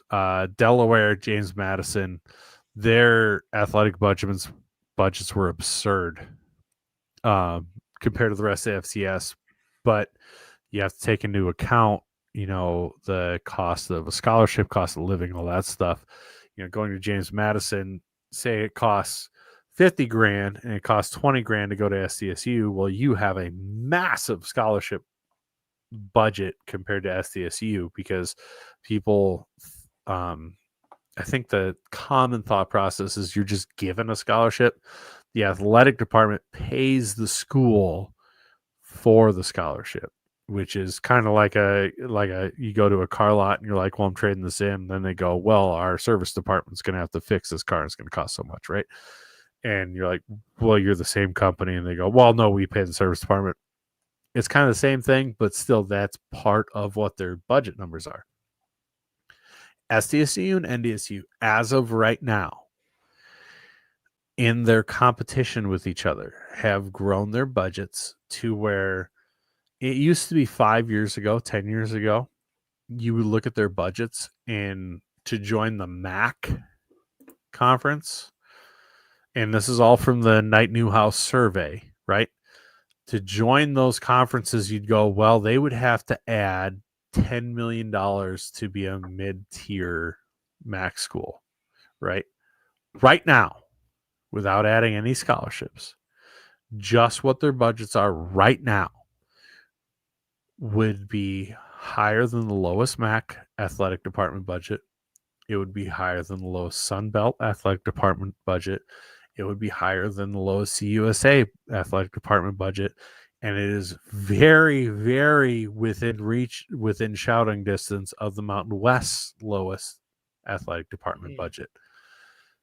So while we tend to, in this region and the FCS, argue that the FCS is depleted because of people leaving, I think a lot of the gap actually is explained because your SDSUs, your NDSUs, your Montana States have the attendance, they have the support, they invest because it is their banner sport. Even though SDSU, people still argue there's a basketball school. They invest in football like FCS was not intended to. Yeah. And probably will even more so now that there's no scholarship blocks. And there's no scholarship block. So they are to the point where that's going to grow. And I would argue that is the bigger issue. And not in a way that like, wow, naughty SDSU, naughty NDSU. No, that they're investing in what they care and where their money's made. But I think that's more of an issue than it is some schools not investing. If you look at Northern Iowa, they just got a semi-trailer to haul their equipment, which SDSU fans will be like, well, we just got one. That was really cool. No, this is different. Do you know what you and I used to use to haul their equipment? U-Hauls? U-Hauls. I'm not shitting you. U-Hauls and horse trailers. That I'm not kidding you. It was U-Hauls and horse trailers. That's what they use to haul their equipment. Well, they finally got a. How are you going to compete with a $8 million a year budget? Mark Farley, I've heard stories of walking into Coffin alumni and talking to donors, going, "How do I compete with this?" And at the time, it was like, "We got the," or walking into the Dana. I'm sorry, I said it wrong. It was walking into the Dana. And at the time, it was like, you got the UNI dome. It's not that bad. Like, it's bad. But it's not that bad. But then it's like, oh, you were using U-Hauls. Okay. Got it. Which is crazy. So I think they finally made an upgrade to the Unidome this year too. I think. They swapped out all the seats. They're purple. They're not rainbow seats anymore. Well, even then, we could talk about investment. I mean, we make fun of the Dakota Dome, but they're actually trying to turn that into a different facility than what it was when they did that big renovation. The Unidome's probably never going to see that kind of a renovation because they're never going to get that kind of money from either a donor or the school to make a renovation that place needs to make it a little more competitive within the FCS. And no, it's not, they aren't one on money alone. Right. No, but it doesn't hurt. It's not just money. It's not. But money matters. And you know how I know? Ask when was there the change at SDSU? Hawthorne alumni went away and we got this brand new spiffy, awesome, sexy stadium. That's when facility. And the indoor facility. You didn't have dudes meeting in trailers that had soft spots in the floor where the old linemen were going, don't step there, you're going to go through. Like, when you can go from avoiding and trying not to show your facilities to showing your facilities, all of a sudden there was a gradient change there. And that's reality. It just is reality. But did you get to see any? I mean, we have to talk about the rest of the FCS because it's fun. I enjoy it. Maybe you don't. But USD, what the you I'm sorry. Lamar's not that good. I No, don't care. they're They're better not than they good. were a few years ago, but it's still a team you need to go in and beat. And I'm again, I did not see a whole lot of the game. I caught the very end drive, but you look at the numbers right now, and you're still wondering how did they lose this game? For one thing, USD outgained them 243 to 204. Lamar only had 65 yards passing, and they had 2 picks. I mean, I stopped watching when it got 10-0. Yeah, it was, and again for the second straight week, they come out with a flawless opening drive to the Coyotes.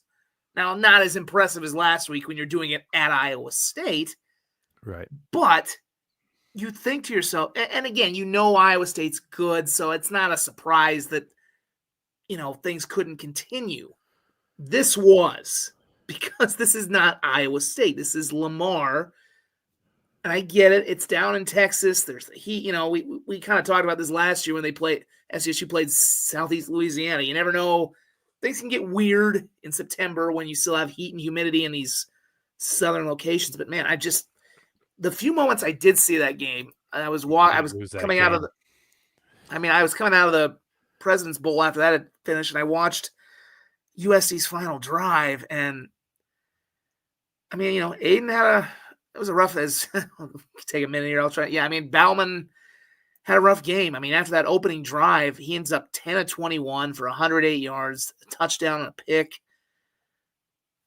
I still don't think the offensive line, they're probably still getting used to it, but they ran the ball decently enough. Probably should have run it more. Pierre, 10 carries for 53 yards.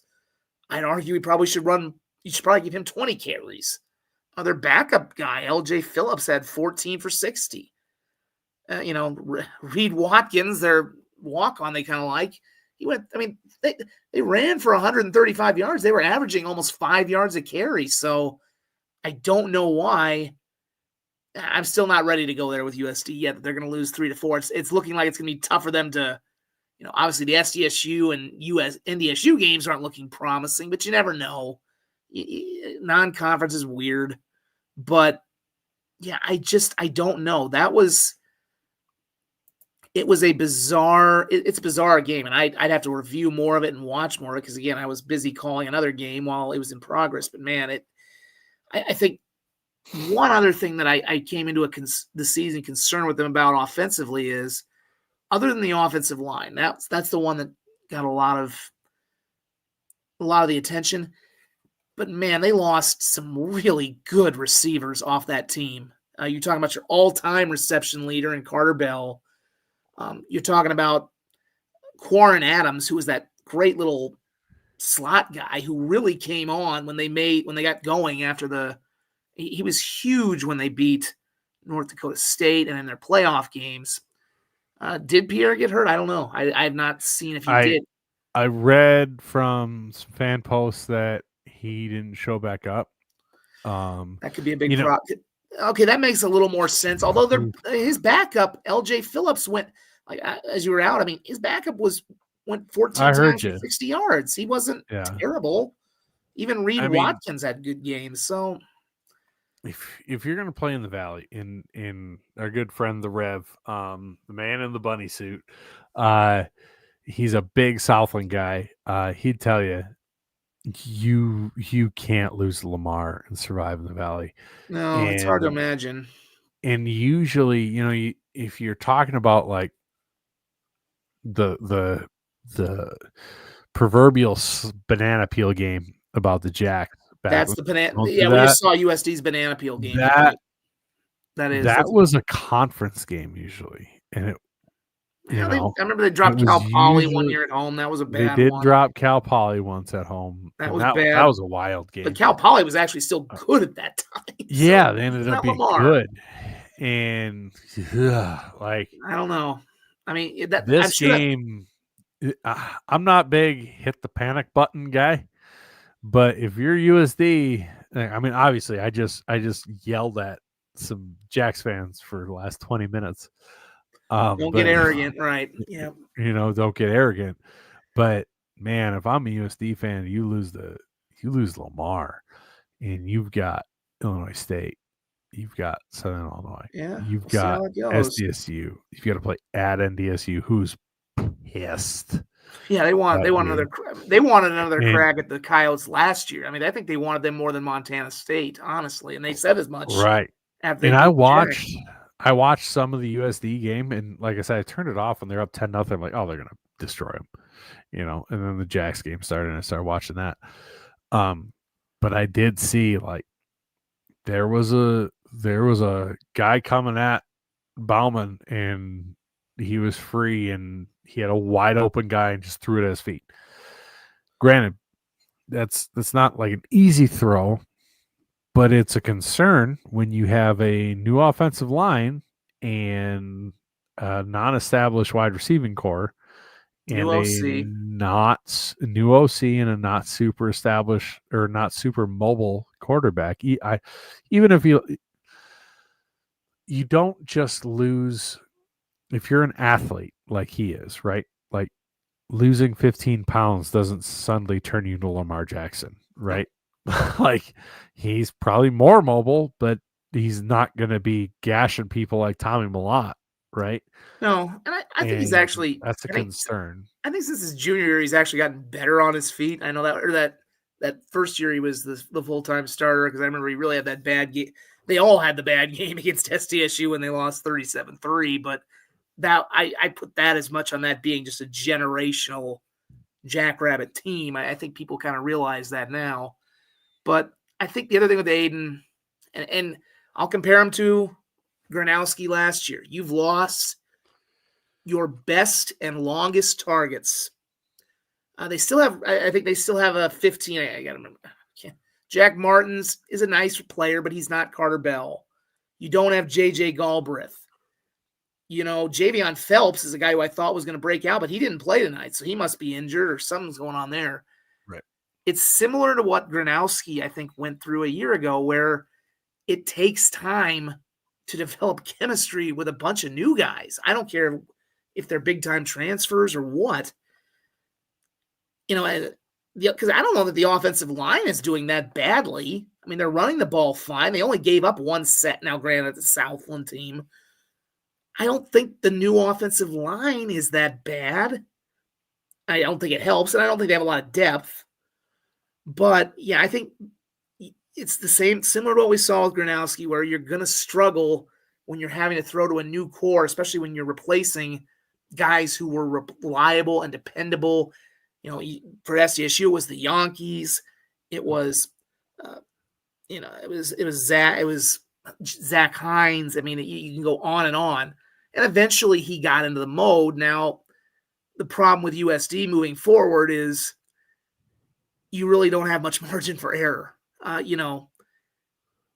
If you assume beforehand, okay, the worst case scenario for them was going to be if they lose SDSU and NDSU, then they're 8-3. Well, 8-3 with those three losses, you're maybe still an 8 seed.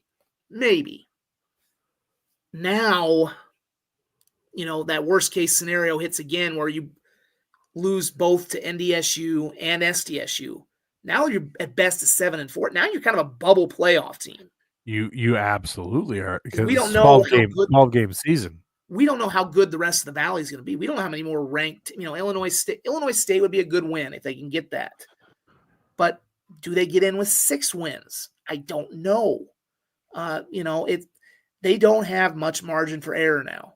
And I mean, I think tonight will probably, unless they come back and split with the Bison and Jacks, that's the only way. It's still early season. Results at this time are weird, and you hope a team gets better as the season goes along. But, same is probably going to be true for the Jacks and the Bison. So if they get one of those Dakota games, and I'm still worried about UND if I'm them. I think UND is coming. I don't know if they're going to be here this year, but I expect an improved quality of play at the very least. But I think with USD, you just worry that you've lost your margin now. Now you're probably, if you make the playoffs, you're probably playing for sure on Thanksgiving weekend. It's a harder road. And I think maybe, Bauman, I think he's maybe trying to do too much. I will say that last drive I saw, they had a fourth down where he had Martins open, and he kind of, I can't remember if he underthrew him or it was not an on-target throw. And I think after that first drive, he was pretty ineffective.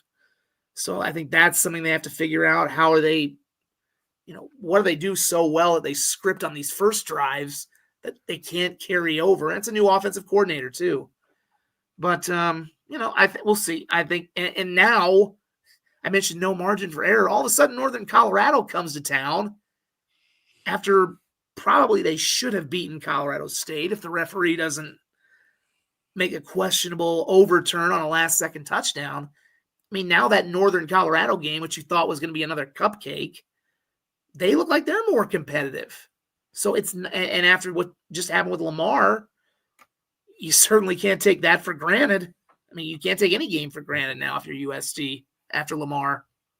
No, you lose another non-SDSU or NDSU game, you're in trouble. And I don't remember where they play. I want to look really quick. Where I got their schedule pulled up here because I pulled they up the box. They play UND at home, which is good for them. But they are at Southern Illinois. That's concerning. That's the final game of the year. That's right after they play SDSU. So, well, that could be Is ESPN's schedule wrong?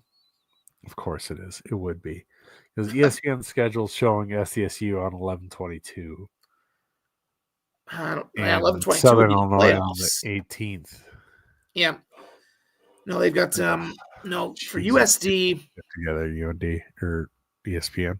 USD, they've got their next two are Northern Colorado and Drake in back-to-back weeks. Then they, of course, open with NDSU at the end of the month.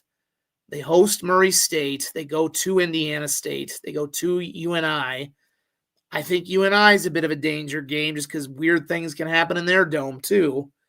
Then really they have a 3-game stretch, which is going to probably tell us a lot. They will host Illinois State on October 25th. They will host UND on November 1st, and they'll wrap it all up with the Jacks at the Dome. And then, so I mean that's a bit of a dangerous thing to have to go to Southern Illinois right after you've just played SDSU, regardless of, they could hit another Hail Mary on the Jacks, and that's still a dangerous game to have to go play. I mean, and now like I said, now you've kind of lost your margin for error. My problem was I was looking at the UND schedule. I've had enough drinks. We're going on 2 hours now, so there's a problem right there, Brendan. Yeah, but no, I think we'll see. I'm not ready to discount them yet, and like I said, I would, I say that to like we just said to Jackrabbit fans, don't get arrogant, don't assume, and how many weird things can happen in the Dakota Dome. We've seen 2 miracles in that building against NDSU and SDSU in the last against 4 way years. worse USD teams, I should say. So nothing is out of the question, but yeah, I mean, after you lose to Lamar, also everything is back on the table about, nothing's off the table in terms of, well, they're not going to lose this game. They're not going to, other than Murray State, you can't just say, oh, this is a gimme now. Right. Even Drake to an extent. I mean, Drake won a game at Eastern Y. They're not the worst Pioneer League team. They can give people a run. We've seen them do it before. But yeah, I mean, it's a tough sled right now. But we'll see what happens if they can get, you get a few games under your belt with this is where I do think the transfer portal, the second portal bugged me because it comes after, it came during and after spring football. It's like it rendered spring football mute. Because I mean, if you have a bunch of people who leave in the second window, then your spring ball was a waste. It was a waste. Yep. And that's the one thing for SDSU. You mentioned that point. You're right.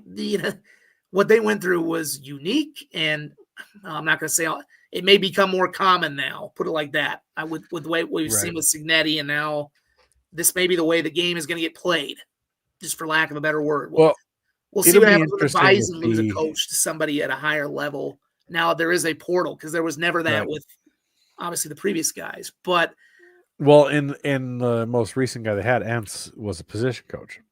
Right. So It was you what didn't he have to went off worry to about him do. taking players in mass.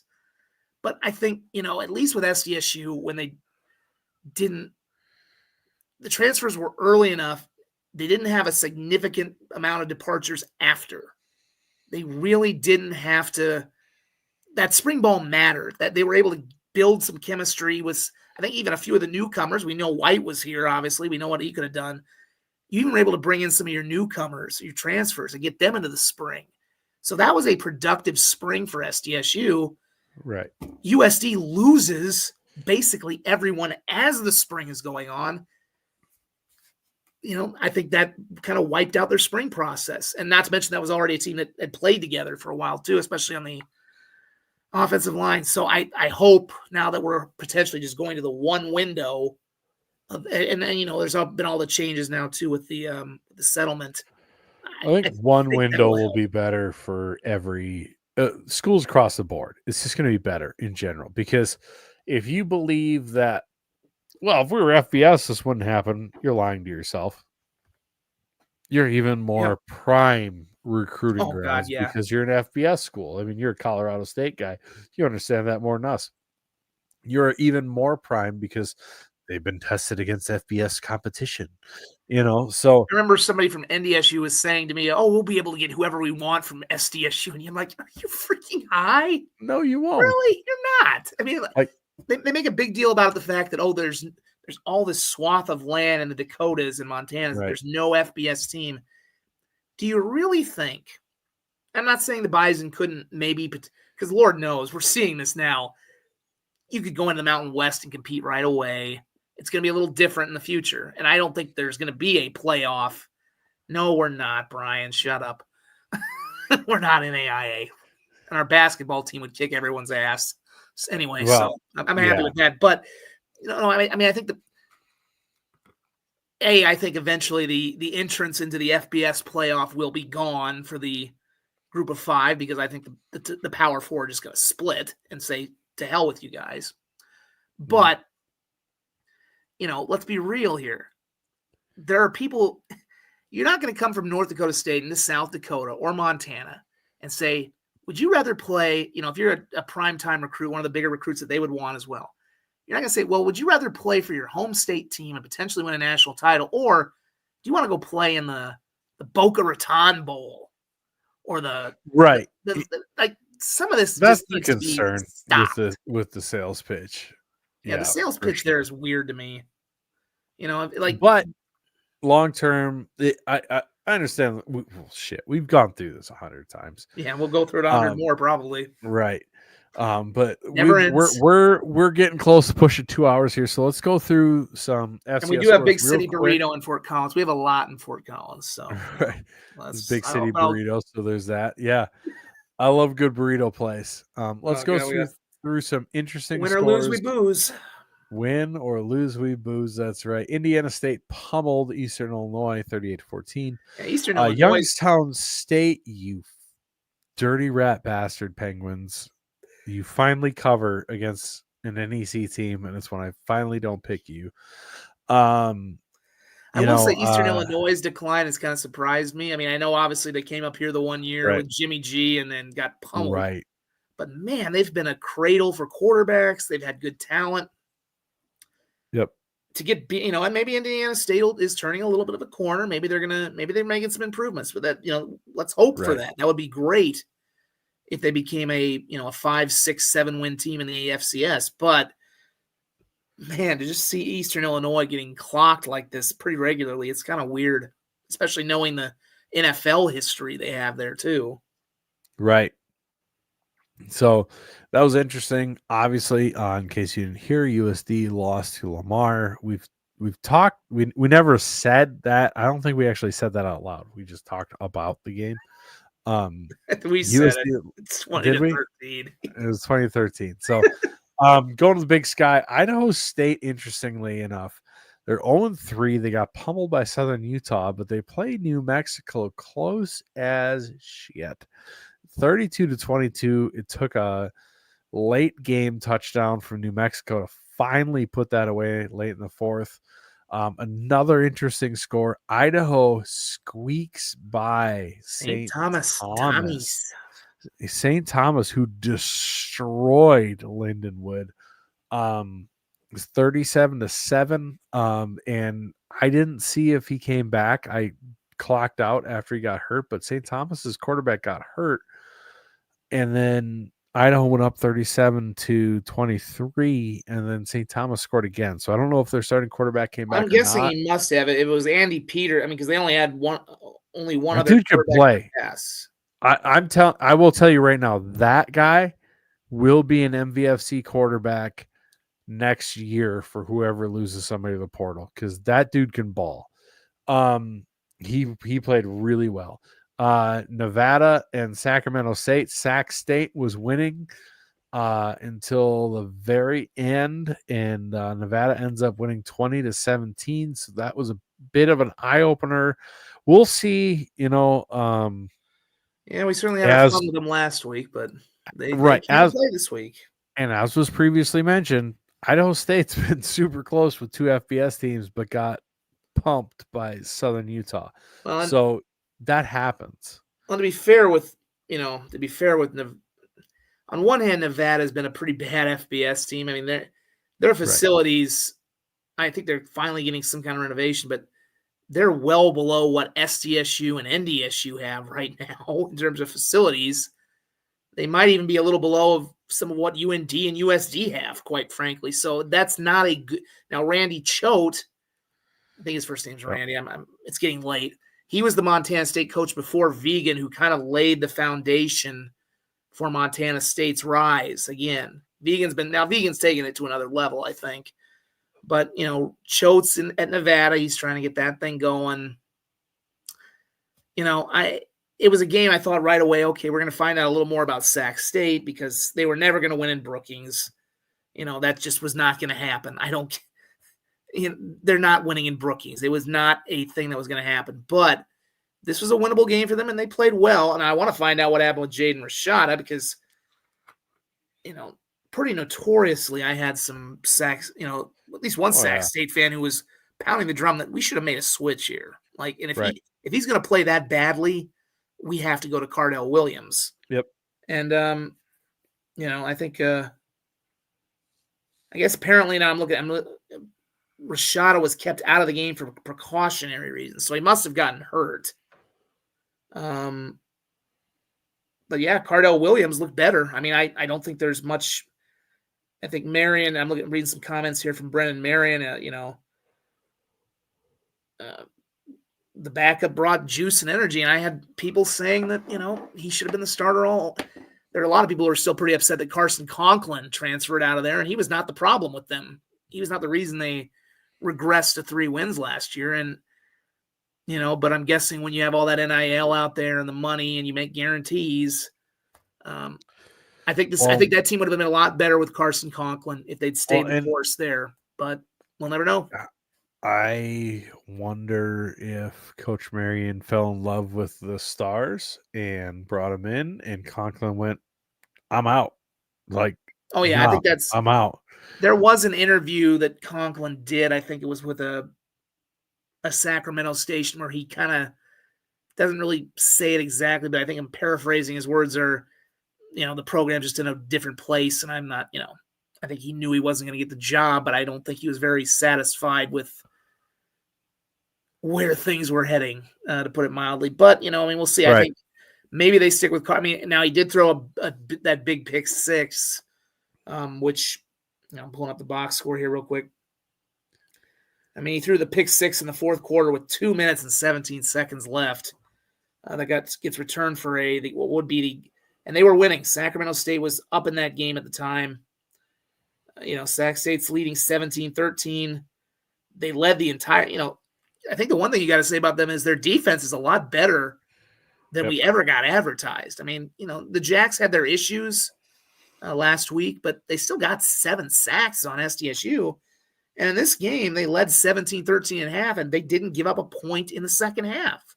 It was a pick six, which did them in. So, in the big sky, if you have decent defense, you're going to win some games. I think they're going to be I think they should still be a playoff team. They're not, contrary to their president saying, get your tickets to the championship today, as usual. Yep. At this point, I think he's just trolling, but they should still be a playoff team because they're going to, enough of the Big Sky is beatable that if they play well with the talent they have, they should get in as a playoff team. Do I think they can make a far run?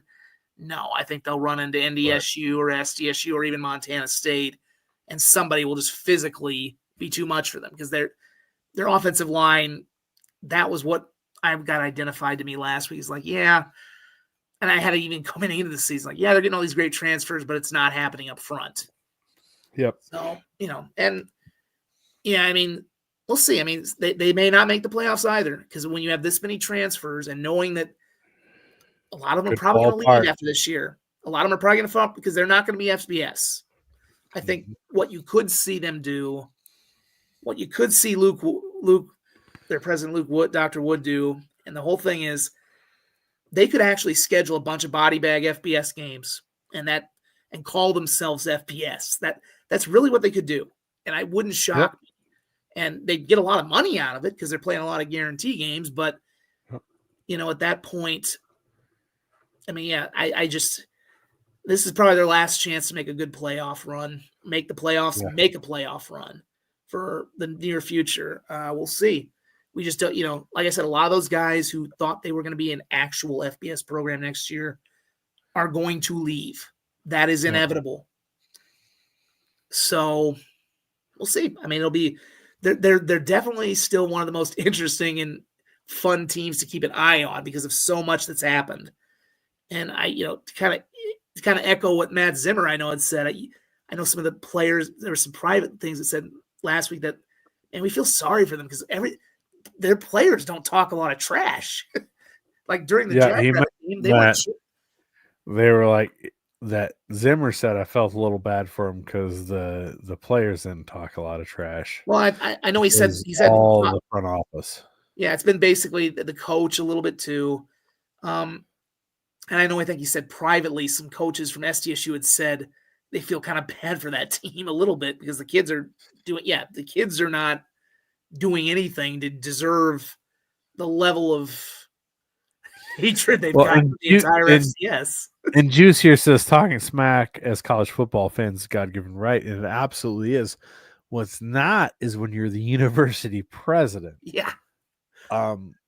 But moving on from that one, we'll move on from probably to your most painful game of the weekend. Northern Colorado was one. Hey, we won. It's one not painful. Review away.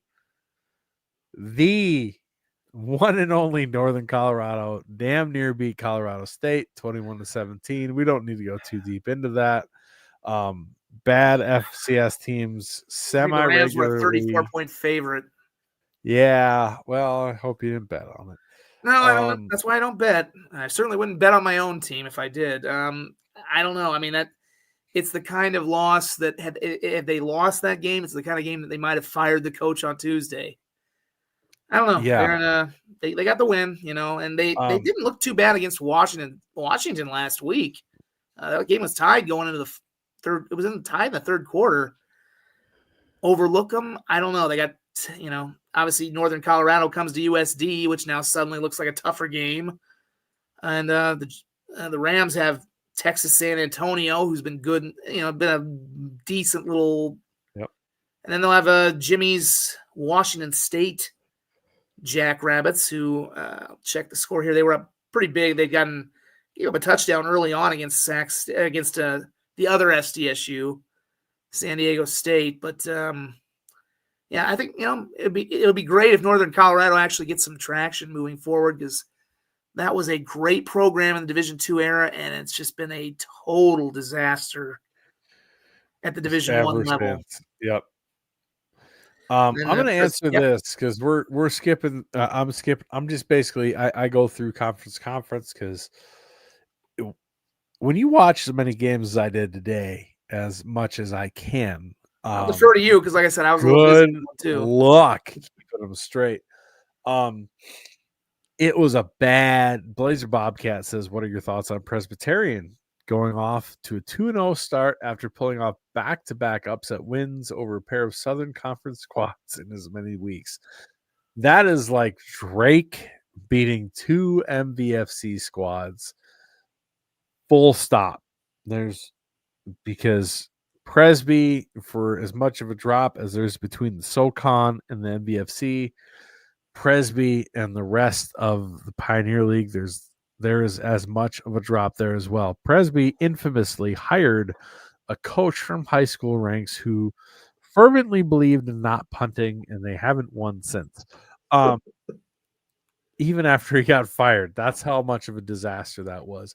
So it has been a horrific, and I mean, as a guy who has stumped for the SoCon teams multiple times in the past, stood on tables and shouted that they were good, Furman going into Montana and etc. Furman probably should have won that game a few years ago too. There was some interesting officiating in that one.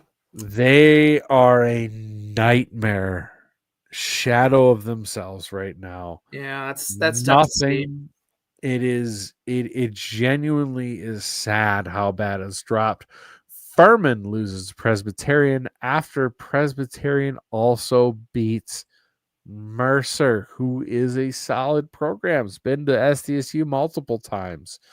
But to add insult to injury, Tennessee Tech, who will be coming in and added by the SoCon next year, comes in as the only ranked matchup that the SoCon had in the FCS, facing Chattanooga, who generally speaking is somewhat of a flagship program of the SoCon.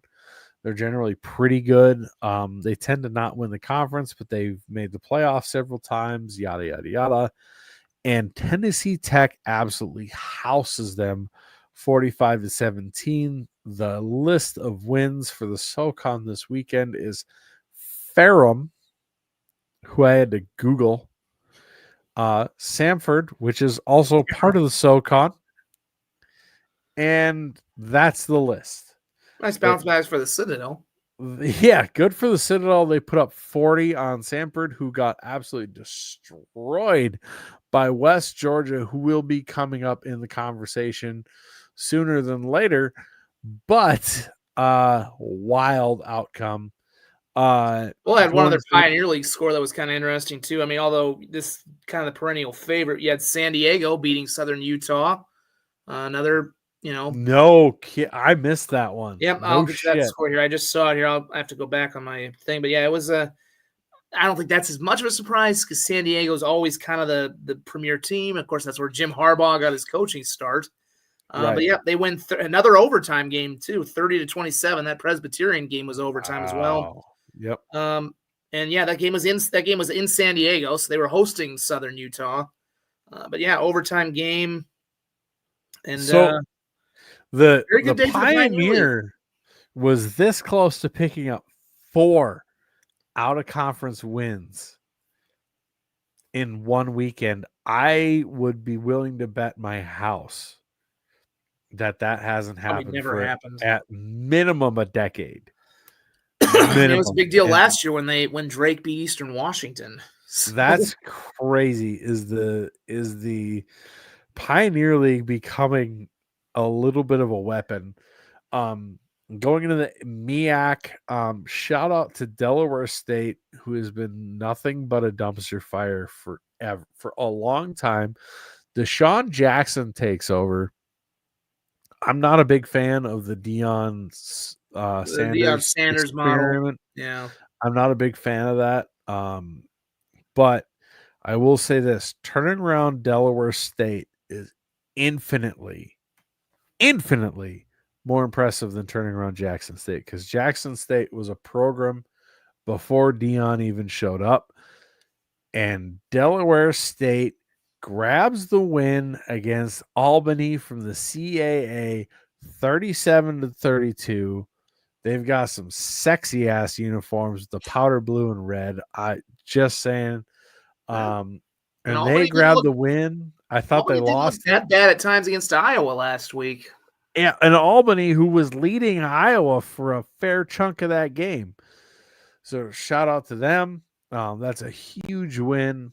I watched a fair amount of that game. Their quarterback, that dude's got some wiggle. If they can get a little more discipline and stop getting holding penalties and whatnot, I think they had one drive where they scored like 3 touchdowns, but there was a holding penalty on like 2 or 3 of them. They finally scored for like the 4th time. So but Tarleton, this is interesting too, kind of on the what is it, the 5 to 6 degrees of Kevin Bacon rule. Yep. Yeah, Tarleton, they had no problem with Mississippi Valley State today, but we saw that Army beat Kansas State, and this was the same Army team. This is the same Army team that Tarleton had just beaten. So I don't, that probably doesn't pretend too well. Why isn't college football fun? Yeah, because you get upsets. Right? You never know. You have no idea.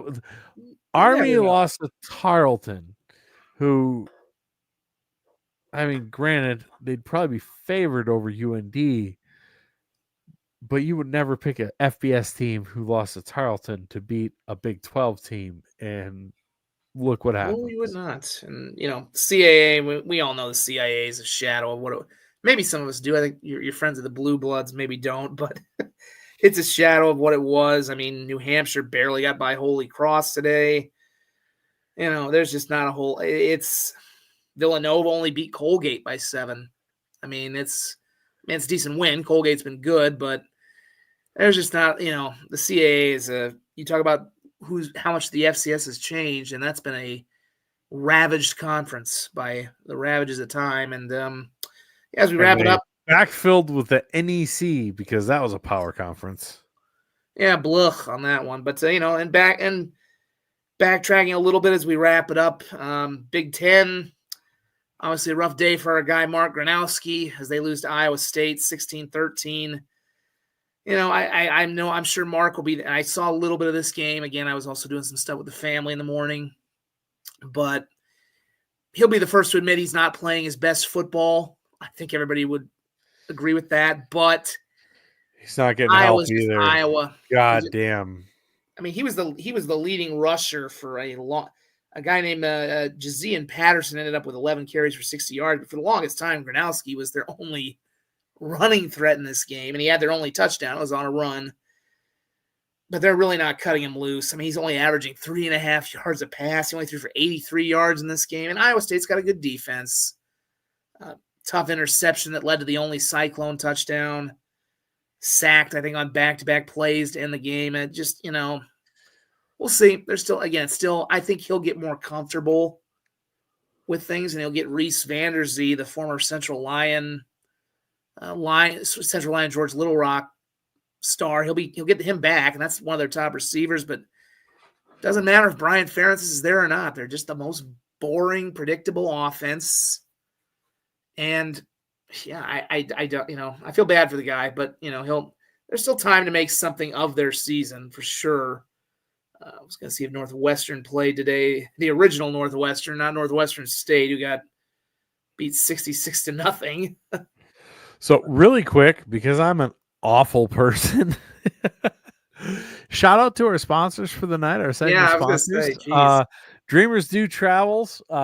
Say you're planning a trip to, like, I don't know, Nashville, or you want to go to Disneyland, you want to go on a cruise to Alaska, you want to go to a trip to Mexico, take the whole family, you want to go to Canada fishing, hook up with Dreamers Do Travel. They'll get you hooked up. They got great discounts. If you don't know, travel agents will have ins and outs to get everything taken care of smoothly, make your life easier, make it a much easier trip to plan, and you don't have to pay necessarily all for it up front. I believe, don't quote me on that, but I'm pretty sure you can get some things worked out, pay as you go until the time comes to go on your trip. So get that taken care of. Like Brian Thompson says, Disneyland after Nashville and NDSU loses their second national title. Yeah, I mean, I can't think of a better weekend or week than that. And of course, obviously, we have our partnership with the JFPA, Jackrabbit Formers Players Association. Jackrabbit Former Players Association. I think we're trending on a record right now for time. Right. I haven't been drinking tonight. God, we are, but double overtime game deserves it, right? And So you've had most of the GFPA, rants too, for the record. I know it's my fault. I Usually it was have no my one to fault when we blame went but too myself. long. I got no one to blame but myself, my But yeah, boy. finish off the sponsor So, reads. and then innovative engineering. If you have any HVAC or plumbing drawings you need taken care of, contact Innovative Engineering. They'll get you hooked up and get your HVAC or plumbing drawn up, fixed up, and taken care of. So, thank you so much to them for being our segment sponsors. Big shout out, really quick, UT RGV. Rio Grande Valley. Second win. They starting off 2-0. Beat Prairie View A&M by 6 points. Again, to be fair, very, very light schedule, but this one's a little more recognizable. That's a D1 win this time. So I think they have shout out to them. Do they still have the record as the longest losing streak in all of college football? No. PV&M is 1-1 right now. Okay. They have a 1-1 record. But the second one that is important, West Georgia beats Nichols, and they don't just beat him, they beat the brakes off of the Nichols team that beat Incarnate Word. They beat him 34-10. Second year from West Georgia. Keep an eye out for those guys. They're coming. I'm fairly certain they're not eligible for the playoffs right now. But they are most certainly, in my opinion, becoming what everybody hoped North Alabama might, and they sure seem to be on the right track right now, beating the brakes off of established programs. You certainly got to hope so, because, I mean, again, with them and Rio Grande Valley, you just talk about ever since some of the power programs like Georgia Southern and James Madison left, it's just been such a drop-off in the South. If you look at those two, right, say those two end up being pretty good. Plus, you got Tarleton, right? For however long they're here, as we know. Tarleton's been good, but that's the case for any of those Southern programs for however long they're here. But then you add the Ivies on top of it. You say those end up being three pretty good quarterfinal quality teams. Plus, I'm fairly sure the Ivy, if the Ivy decides to spend, they're quarterfinals minimum. I've shown on this program what Brown, one of arguably the worst Ivy programs, facilities look like, and it's better than the majority of the non-Dakota Valley schools. If those schools decide to invest, FCS is back, baby. That's what I'm saying. I mean, the three schools I mentioned, Tarleton, West Georgia, and UTRGV, they're better than they're arguably at least on track to be Kennesaw. They're better than Missouri State. They're on track to potentially be a Sam Houston, right? Yeah. You look at the programs that you lost, they're at least capable of being those teams. And then add the Ivy Leagues. Yeah. No, it would be good for the FCS. Now are those schools going to come up and beat the $1 million question? Can they come up to Brookings or Fargo and beat or Bozeman and beat the big dogs? But are they going to win this year, next year, 2 years, 3 years from now? Probably not. But making it more competitive and interesting. 5-6 years, they get into the swing of it. Who knows? I mean, there's the potential at minimum, because my argument is that in the last decade, right? If you go back pre-2020, who were the schools who were national title contenders? SDSU, James Madison, and possibly somebody else. That's what it was. Now, fast forward to now, you've got SDSU, NDSU, the argument prior to this weekend, USD, and Montana State. You had 4 teams that were argued to be the national title contenders. That's double. And then, whoever else on top of that, that's double. So actual national title contenders, I would argue, preseason actually has grown. My argument is the middle has fallen out. Well, I've got one note I think we should wrap up on, because we have definitely well and truly gone for a while here. Yeah, my wife will kill me if she wakes up. Yep. My wife's probably going to kill me anyways because I don't know. Maybe I'm not being as loud. I did, of course, I know Washington State's run. I know people are keeping an eye on that and Jimmy Rogers. And Northwestern, by the way, beat Western Illinois 42-7. So that was, you want to talk about FBS games SDSU should win next year in Evanston. That should be a winner. Just saying. Never know. And Wilde had 95 yards. So he's having a good year, but we'll see if that continues when their quarterback has to play Big Ten teams. But the note I wanted to end on, our friends up in Portland State University, shut out through the first 2 games, finally scored.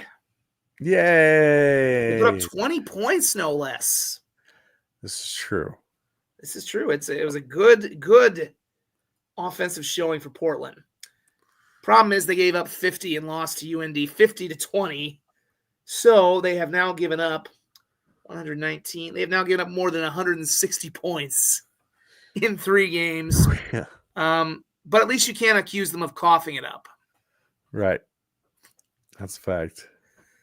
They will have, and next week, if you're wondering if it's going to get any better, they go to Hawaii next week. So, they're going to get, maybe, Hawaii hasn't been great at times, but at least you're going to get drilled in paradise, assuming they don't come down with dengue or something prior to go. You would think this is the one time they're not going to find an infectious disease as a way to get out of the game, because if you would think they want to go to Hawaii regardless of the result, and then they can claim they got something, and then they can back out of, I don't know, Northern Arizona and Weber State, and they don't even play Montana State this year, so a little break for them. But it's only money. Our friends at Portland passing the CDC's tests and maybe finally starting to pass some offensive tests, but they're still a very offensive team to watch. The other was like the old John McKay line with the Tampa Bay Buccaneers. What did he think of his offenses in execution? He's like, I'm in favor of it. I'm for it. Yeah, I'm in favor of it. So, always fun to bag on Portland State to wrap up a show. But thank you all for joining us. A long one after one of the signature wins, I think, for the Jackrabbits in the 2020s. Not sure we'll have quite the same level of participation next week unless something goes crazy against Drake. Drake. But Drake. It'll be nonetheless, we will be back next week. Hopefully my internet setup will be a little better. I'm still on the wife's laptop, but I've just about got my hoping to do the studio tour here this week. I've just about got the last pieces ready to go, and I got one more router down here, so that should help my internet service. Knock on wood. Hell yeah. Well, shout out to everybody who joined us. We appreciate it. Shout out to our friend Raphael Gale, who's been telling people to like and subscribe, all that stuff. We do appreciate it. We don't say it often, but thank you for liking. Thank you for subscribing. Leave us a review on all your podcasts or YouTube, Facebook, whatever. Hopefully you like the show. We appreciate you guys joining us, and you guys all have a great weekend. Thanks. Bye.